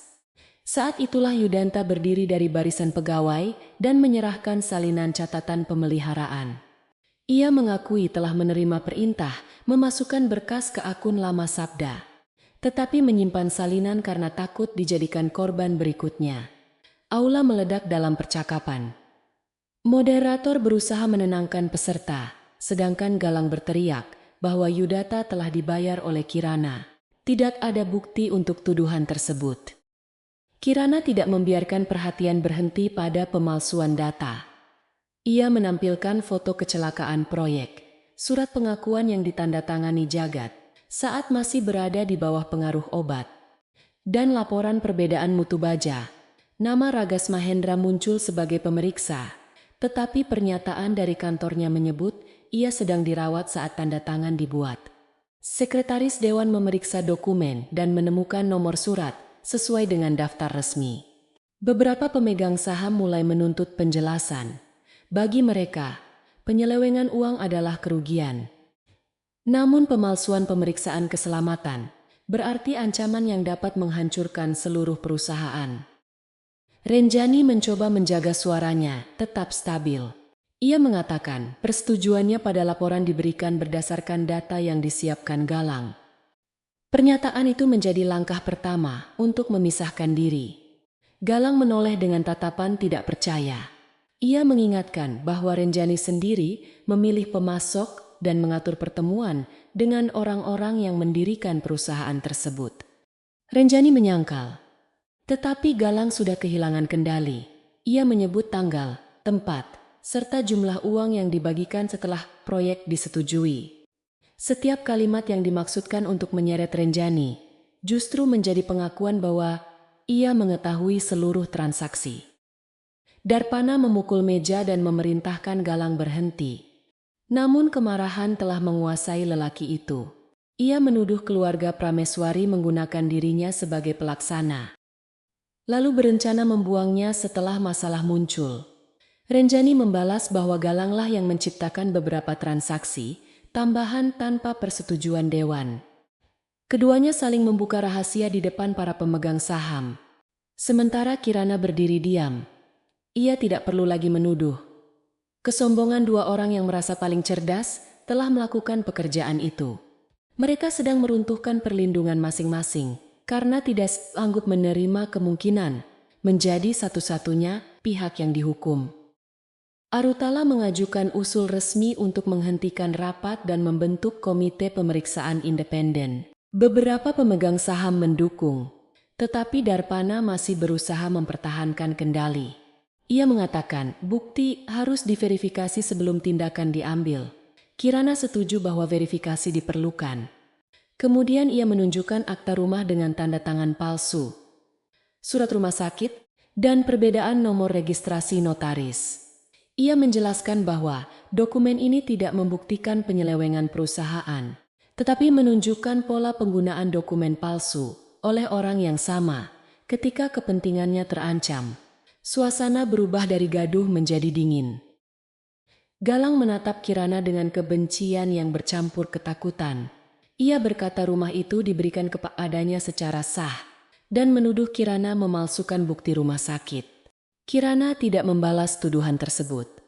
Ia menyerahkan dokumen asli kepada notaris independen yang hadir sebagai pengawas rapat. Pemeriksaan awal menemukan cep pada akta tidak sesuai dengan tahun penerbitan. Pradipta yang duduk di belakang mulai mengemasi berkasnya. Ia memahami bahwa perlindungan hukum yang dijanjikan Galang telah berubah menjadi risiko pidana. Galang melihat gerakan itu dan menyadari satu demi satu orang sedang menjauh. Talwina kemudian berdiri dan meminta izin berbicara sebagai pegawai bagian komunikasi. Ia memutar rekaman perintah Galang untuk menyebarkan informasi palsu mengenai kesehatan Kirana dan mengarahkan media agar menggambarkan persoalan proyek sebagai konflik rumah tangga. Rekaman itu singkat, tetapi cukup jelas. Galang berusaha merebut ponsel, namun petugas keamanan menahannya. Tindakan tersebut menghancurkan sisa wibawanya. Orang yang 1 jam sebelumnya dipuji sebagai pemimpin masa depan, kini berdiri dengan napas terengah, dikelilingi tatapan orang yang mulai menghitung seberapa jauh mereka harus menjauh darinya. Darpana akhirnya menyadari bahwa mempertahankan Galang hanya akan menyeret seluruh kelompok usaha. Dengan suara berat, ia menyatakan mendukung penangguhan direktur utama sampai pemeriksaan selesai. Renjani memandang ayahnya dengan wajah pucat. Keputusan itu menyelamatkan perusahaan untuk sementara, tetapi tidak menjamin keselamatan dirinya. Dewan kemudian menyetujui pembekuan akses Galang, perlindungan bagi saksi, pemeriksaan seluruh pemasok, dan penghentian sementara proyek yang memakai bahan dari Sagara Rekatama. Proyek gedung sekolah mendapat prioritas pemeriksaan ulang sebelum pekerjaan dapat dilanjutkan. Galang menolak menyerahkan kartu akses dan menyatakan rapat tidak sah. Petugas keamanan mendekat, tetapi Kirana meminta mereka tidak mempermalukannya lebih jauh. Ia tidak mengatakan itu karena masih mencintai Galang. Ia hanya tidak ingin peristiwa penting berubah menjadi tontonan kasar yang mengaburkan kepentingan korban. Galang menatapnya, mungkin berharap menemukan kemenangan atau belas kasihan. Yang ia lihat hanyalah ketenangan. Kirana telah berhenti menilai dirinya melalui mata lelaki itu. Kekuasaan Galang runtuh bukan karena Kirana berteriak paling keras, melainkan karena ia membawa fakta ke tempat yang tidak dapat dikendalikan suaminya. Setelah rapat dihentikan, perwakilan pengawas konstruksi dan penyelidik keuangan menerima salinan dokumen resmi. Kirana menyerahkan daftar bukti, bukan kesimpulan. Ia menjelaskan sumber, tanggal, dan hubungan setiap berkas. Sabda memberikan kesaksian awal dengan pendampingan pengacara. Yudanta meminta perlindungan sebagai pelapor. Talwina menyerahkan rekaman asli. Jagat belum hadir karena kondisi kesehatannya, tetapi surat kuasa keluarganya telah diterima. Jaringan yang semula tersebar, kini menjadi rangkaian kesaksian yang saling menguatkan. Tidak ada satu orang yang memegang seluruh beban sendirian. Di lorong hotel, Renjani mengejar Kirana dan menuduhnya sengaja menghancurkan semua orang. Kirana berhenti, lalu menjawab bahwa yang menghancurkan mereka adalah keputusan yang dibuat berulang kali ketika masih memiliki kesempatan berhenti. Renjani berkata dirinya hanya menandatangani beberapa dokumen dan tidak pernah menginginkan pekerja terluka. Kirana mengingatkan bahwa ketidakinginan tidak menghapus akibat ketika seseorang sengaja menutup mata. Renjani hendak membalas, tetapi tidak menemukan kata yang cukup kuat. Selama ini ia menganggap rasa bersalah sebagai masalah orang lemah. Kini serasa itu berdiri di hadapannya sebagai kemungkinan hukuman nyata. Galang keluar dari aula dengan pengawalan.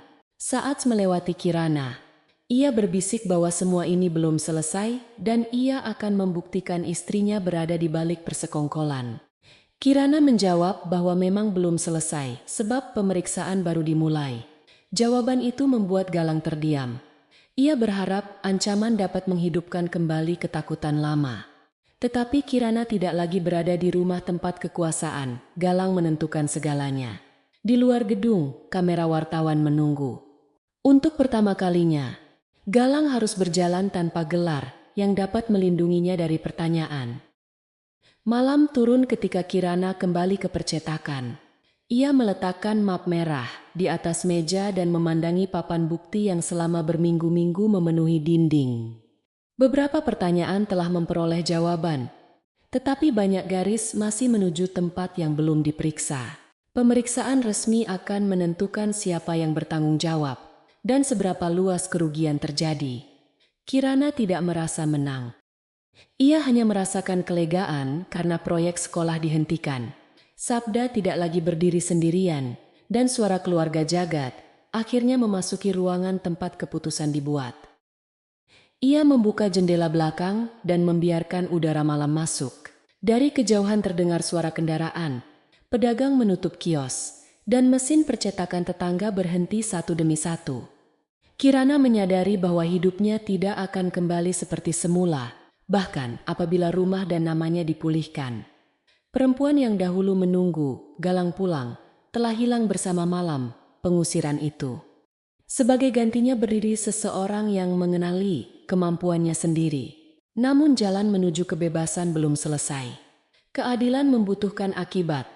Dan akibat harus diterima bukan hanya oleh Galang, tetapi juga oleh semua orang yang memilih diam demi keuntungan. 6 bulan setelah rapat pemegang saham, papan bukti di dinding percetakan tidak lagi dipenuhi tanda tanya. Pemeriksaan independen menemukan 12 perusahaan pemasok yang dibentuk melalui identitas pinjaman, alamat palsu, dan rekening milik orang-orang yang tidak memahami transaksi atas nama mereka. Sagara Rekatama hanyalah satu pintu dari jaringan yang mengalirkan dana proyek kepada Galang, Renjani, serta beberapa pejabat pengadaan. Nilai kerugian jauh lebih besar daripada perkiraan awal. Namun bagi Kirana, angka paling berat tetaplah 6 pekerja terluka dan ratusan anak yang hampir menempati gedung berbahaya. Proyek gedung sekolah dibongkar sebagian setelah pemeriksaan menemukan baja penopang tidak memenuhi ketentuan keselamatan. Biaya pembangunan ulang dibebankan kepada Nawasena Konstruksi. Sedangkan pemerintah daerah menunda seluruh kerja. Sama baru sampai perusahaan memperbaiki sistem pengawasan. Arutala ditunjuk sebagai pelaksana tugas direktur dan memulai perubahan besar di bagian pengadaan. Ia mengundang perwakilan pekerja untuk mengikuti pemeriksaan lapangan dan membentuk saluran pengaduan yang tidak berada di bawah satu pejabat. Langkah-langkah itu tidak menghapus kesalahan lama, tetapi setidaknya mencegah kesalahan serupa disembunyikan dengan mudah. Jagat menjalani operasi lanjutan yang dibiayai melalui ganti rugi perusahaan. Ia belum dapat berjalan tanpa tongkat, tetapi dokter mengatakan kekuatan kakinya perlahan membaik. 5 pekerja lain juga menerima pengobatan dan pembayaran kerugian sesuai keadaan masing-masing. Untuk pertama kalinya, laporan kecelakaan menyebut kegagalan bahan serta tekanan jadwal sebagai penyebab utama, bukan kelalaian pekerja. Saat menerima salinan keputusan itu, Jagat menangis di depan istrinya. Ia tidak menangis karena uang, melainkan karena namanya akhirnya dibersihkan dari tuduhan yang selama ini membuat anak-anaknya menundukkan kepala. Sabda dikembalikan ke bagian pengendalian biaya, Tetapi ia menolak tawaran menjadi kepala divisi. Ia memilih memimpin kelompok pemeriksa internal yang bekerja langsung di bawah komite independen. Pengalaman ancaman terhadap keluarganya membuatnya memahami bahwa jabatan tinggi tidak selalu berarti perlindungan. Ia lebih menginginkan sistem yang mencegah satu orang menguasai seluruh informasi. Talwina tetap di bagian komunikasi dan menyusun aturan baru yang melarang penggunaan berita pribadi untuk menekan pelapor. Yudanta menerima perlindungan saksi serta kesempatan melanjutkan pekerjaannya setelah terbukti bertindak di bawah ancaman. Renjani berusaha menyelamatkan dirinya dengan menyerahkan catatan pertemuan, rekening pembayaran, dan pesan lama antara dirinya dengan Galang. Ia mengaku hanya mengikuti arahan ayahnya dan percaya transaksi tersebut merupakan cara biasa menjaga dukungan rekanan. Namun penyelidik menemukan bahwa Renjani menerima keuntungan langsung serta memerintahkan perubahan laporan keselamatan. Darpana juga tidak dapat mempertahankan pengaruhnya. Beberapa tanda tangan dan percakapan membuktikan ia mengetahui keberadaan perusahaan palsu, meskipun tidak mengatur setiap transaksi. Keluarga Prameswari kehilangan kursi pengendali setelah pemegang saham lain menuntut pertanggungjawaban. Galang ditahan setelah berusaha memindahkan uang ke rekening milik kenalan lama. Ia didakwa atas penggelapan, pemalsuan dokumen, perintangan pemeriksaan, serta tindakan yang menyebabkan kerugian keselamatan publik. Pada hari pertama pemeriksaan pengadilan, ia masih mengenakan setelan rapi dan berjalan dengan kepala tegak. Ia menganggap semua orang hanya menunggu kesempatan melihatnya jatuh. Namun keyakinan itu retak ketika mantan bawahannya memberikan kesaksian satu demi satu. Tidak ada satu orang pun yang mengaku diperintah Kirana. Mereka berbicara tentang ancaman, perintah palsu, dan ketakutan yang selama ini mereka pendam. Pradipta akhirnya mengakui bahwa Galang memintanya menyiapkan gugatan cerai dan pengosongan rumah sebelum pelantikan. Ia mengatakan tidak mengetahui akta hibah telah dipalsukan. Tetapi penyelidik menemukan pembayaran kepada seorang pegawai notaris melalui rekening perantara. Pegawai itu mengaku mengganti nomor registrasi dan menggunakan cap lama atas permintaan Galang. Notaris yang namanya tercantum sedang berada di luar kota saat dokumen dibuat. Dengan pengakuan tersebut, sengketa rumah berubah menjadi perkara pidana yang berdiri sendiri. Galang tidak hanya mengkhianati istrinya, tetapi juga merencanakan penghapusan seluruh hak Kirana.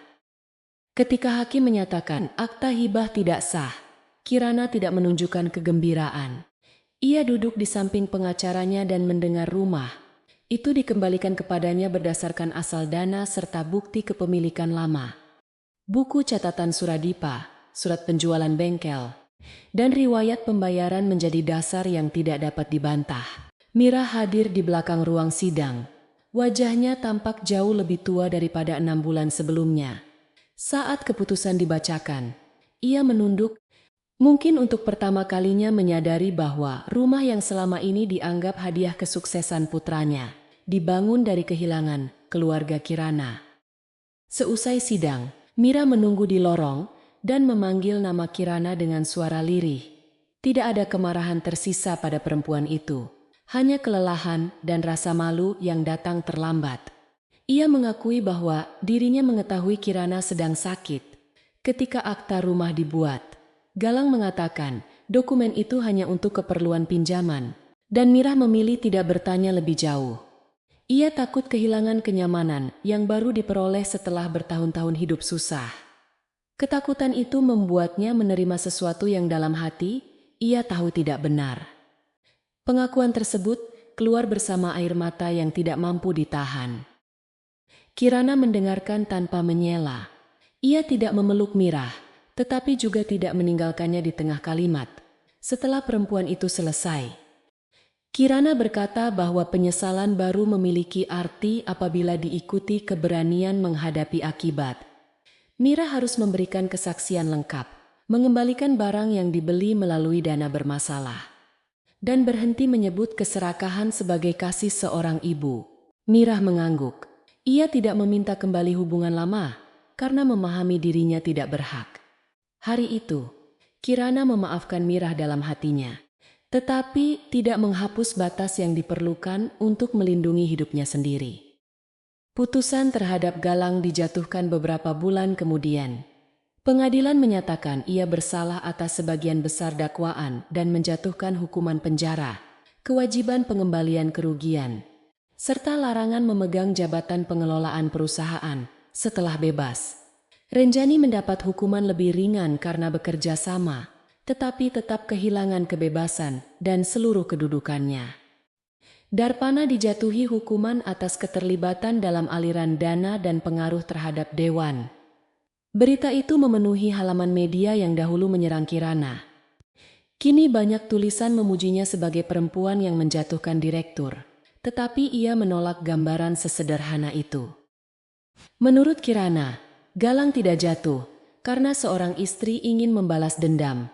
Ia jatuh karena setiap keberhasilan yang diperoleh melalui kebohongan membutuhkan kebohongan baru untuk mempertahankannya. Jabatan hanya memperbesar keyakinannya bahwa orang lain dapat dipakai, dibungkam, atau dibuang.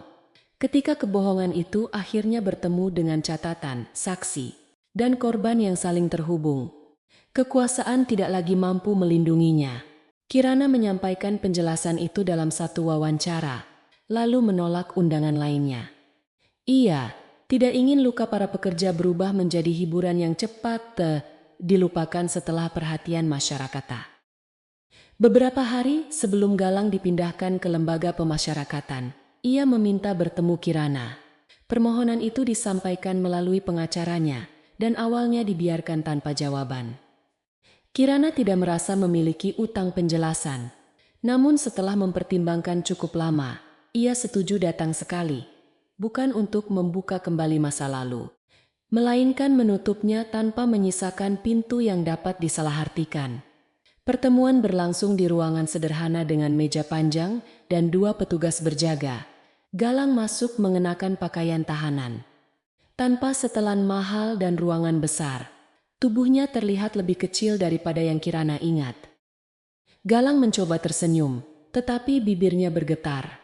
Ia bertanya, apakah Kirana puas melihatnya seperti itu? Pertanyaan tersebut menunjukkan bahwa sebagian dirinya masih menganggap segala sesuatu berpusat pada hubungan mereka. Kirana menjawab bahwa hukuman Galang bukan miliknya untuk dinikmati. Itu adalah akibat dari pilihan yang dibuat Galang sendiri. Lelaki itu menunduk, lalu berkata dirinya hanya ingin keluar dari kemiskinan. Ia takut kembali menjadi orang yang tidak dihormati, sehingga setiap kesempatan untuk naik terasa seperti sesuatu yang harus direbut sebelum diambil orang lain. Kirana mengingat pemuda bersepatu lusuh yang dahulu berdiri di rumah ayahnya dengan map penerimaan universitas. Ambisi dalam mata pemuda itu pernah membuatnya percaya mereka dapat menaklukkan kesulitan bersama. Ia bertanya kapan keinginan hidup lebih baik berubah menjadi kebutuhan untuk merendahkan orang lain. Galang tidak mampu menjawab. Ia hanya mengatakan bahwa orang-orang di perusahaan menghormati hasil, bukan pengorbanan. Ia mulai malu mengakui istrinya menjual makanan dan tinggal di rumah sederhana.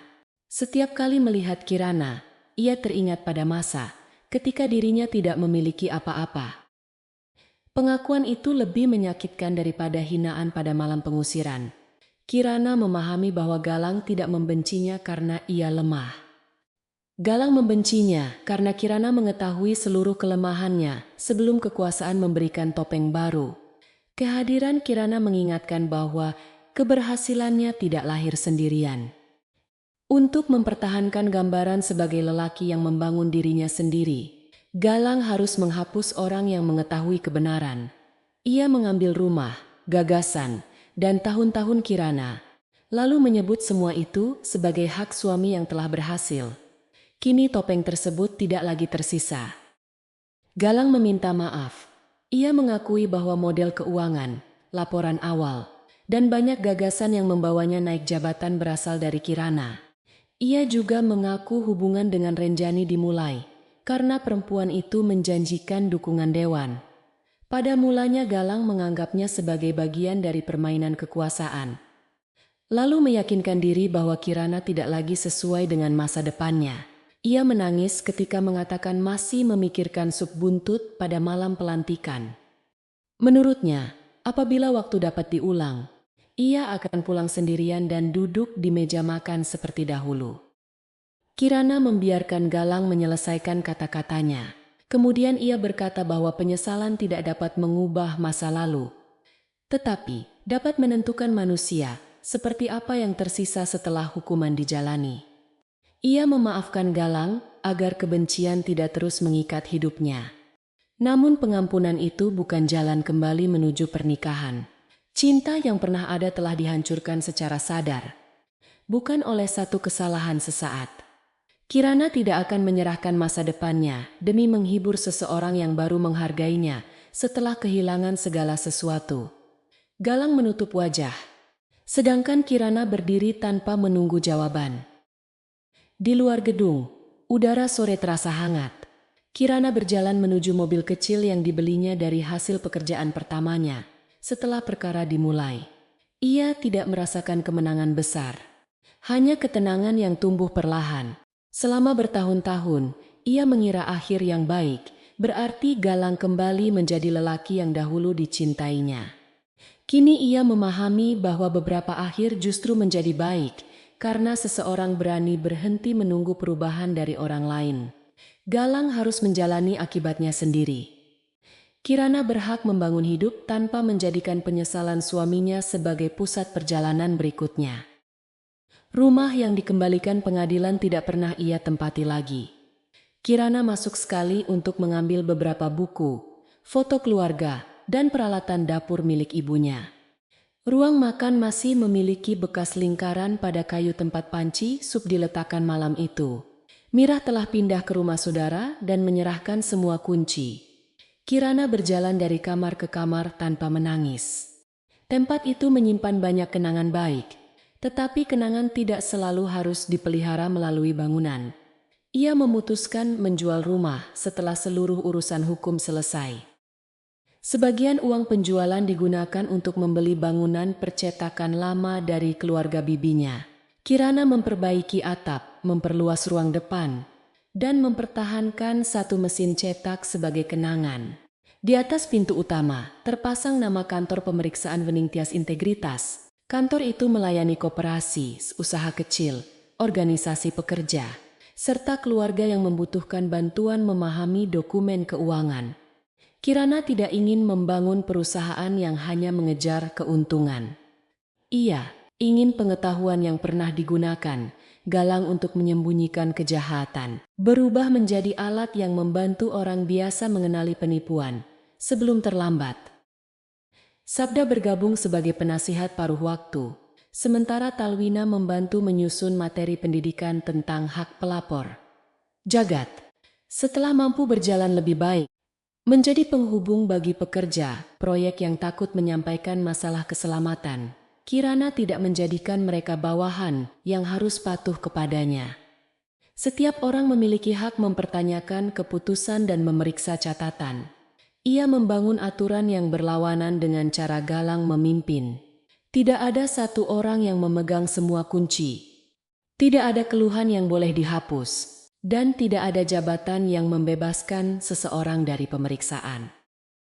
Dengan sisa uang penjualan rumah, Kirana mendirikan dana pendidikan bernama Suradipa Wening Tias. Dana itu memberikan bantuan kepada perempuan yang menunda sekolah demi merawat keluarga, membiayai pasangan, atau bekerja sejak usia muda.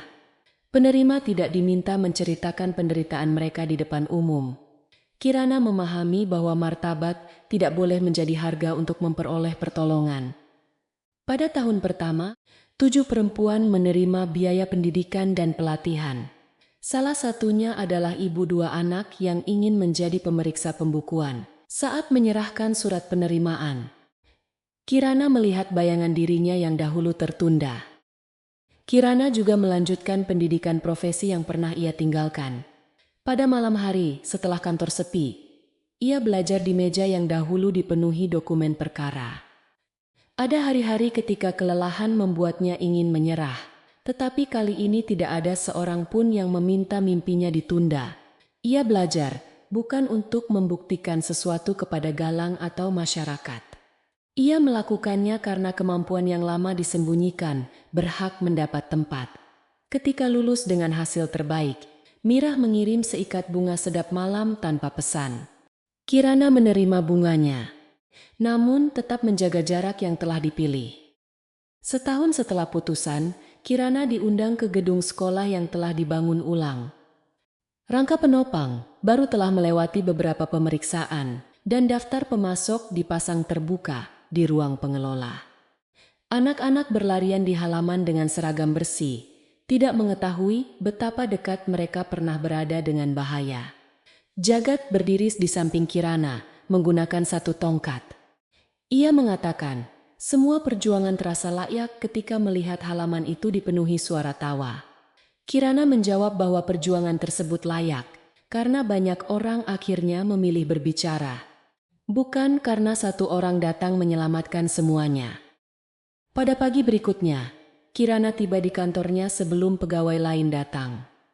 Cahaya matahari menembus jendela dan menyentuh papan nama di pintu ruang kerjanya. Untuk beberapa saat, ia berdiri membaca namanya sendiri yang terukir jelas. Tidak ada gelar Galang, tidak ada keterangan sebagai istri seseorang, dan tidak ada bayangan lelaki lain di belakangnya. Di atas meja terletak berkas klien baru, sebuah koperasi perempuan yang mencurigai pengurusnya menyembunyikan utang. Kirana membuka halaman pertama, mengambil pensil, lalu mulai menandai angka yang tidak sesuai. Di luar ruangan, suara mesin cetak lama dinyalakan untuk mencetak buku panduan hak pekerja. Bunyi teratur itu mengingatkan Kirana pada malam pertama, ketika ia datang dengan koper, hati yang hancur, dan dokumen yang belum dipahami. Ia pernah mengira dirinya diusir dari seluruh kehidupan yang dibangun selama 11 tahun. Kenyataannya, Galang hanya mengusirnya dari sebuah rumah yang telah kehilangan makna. Tanpa sengaja, lelaki itu mendorong Kirana kembali menuju dirinya sendiri, menuju kemampuan, keberanian, dan masa depan yang selama ini ditinggalkan demi keberhasilan orang lain. Kirana menatap foto ayahnya yang berdiri di sudut meja. Ia tidak menyesali cinta yang pernah diberikan kepada Galang, sebab ketulusan bukan kesalahan. Kesalahannya dahulu adalah menganggap mencintai, berarti terus mengecilkan diri agar orang lain dapat tumbuh. Kini ia memahami bahwa hubungan yang sehat tidak meminta seseorang menghilang dari kisahnya sendiri. Ia menutup berkas sejenak ketika para pegawai mulai berdatangan. Sapaan mereka memenuhi ruangan, bukan dengan ketakutan, melainkan rasa hormat yang lahir dari kepercayaan dan aturan yang adil. Hari kerja dimulai. Kirana memimpin pertemuan tanpa meninggikan suara, mendengarkan keberatan, dan meminta setiap keputusan dicatat. Setelah semua orang kembali ke meja masing-masing, ia membuka jendela lebar-lebar. Angin membawa aroma kertas baru dan bunga sedap malam dari halaman. Hidupnya tidak menjadi sempurna, tetapi kini menjadi miliknya. Galang pernah mengira jabatan direktur adalah puncak yang membuatnya berhak membuang perempuan di belakang kesuksesannya. Ia tidak pernah memahami bahwa perempuan itu bukan bayangan. Kirana adalah fondasi, dan fondasi yang bangkit dapat membangun rumahnya sendiri.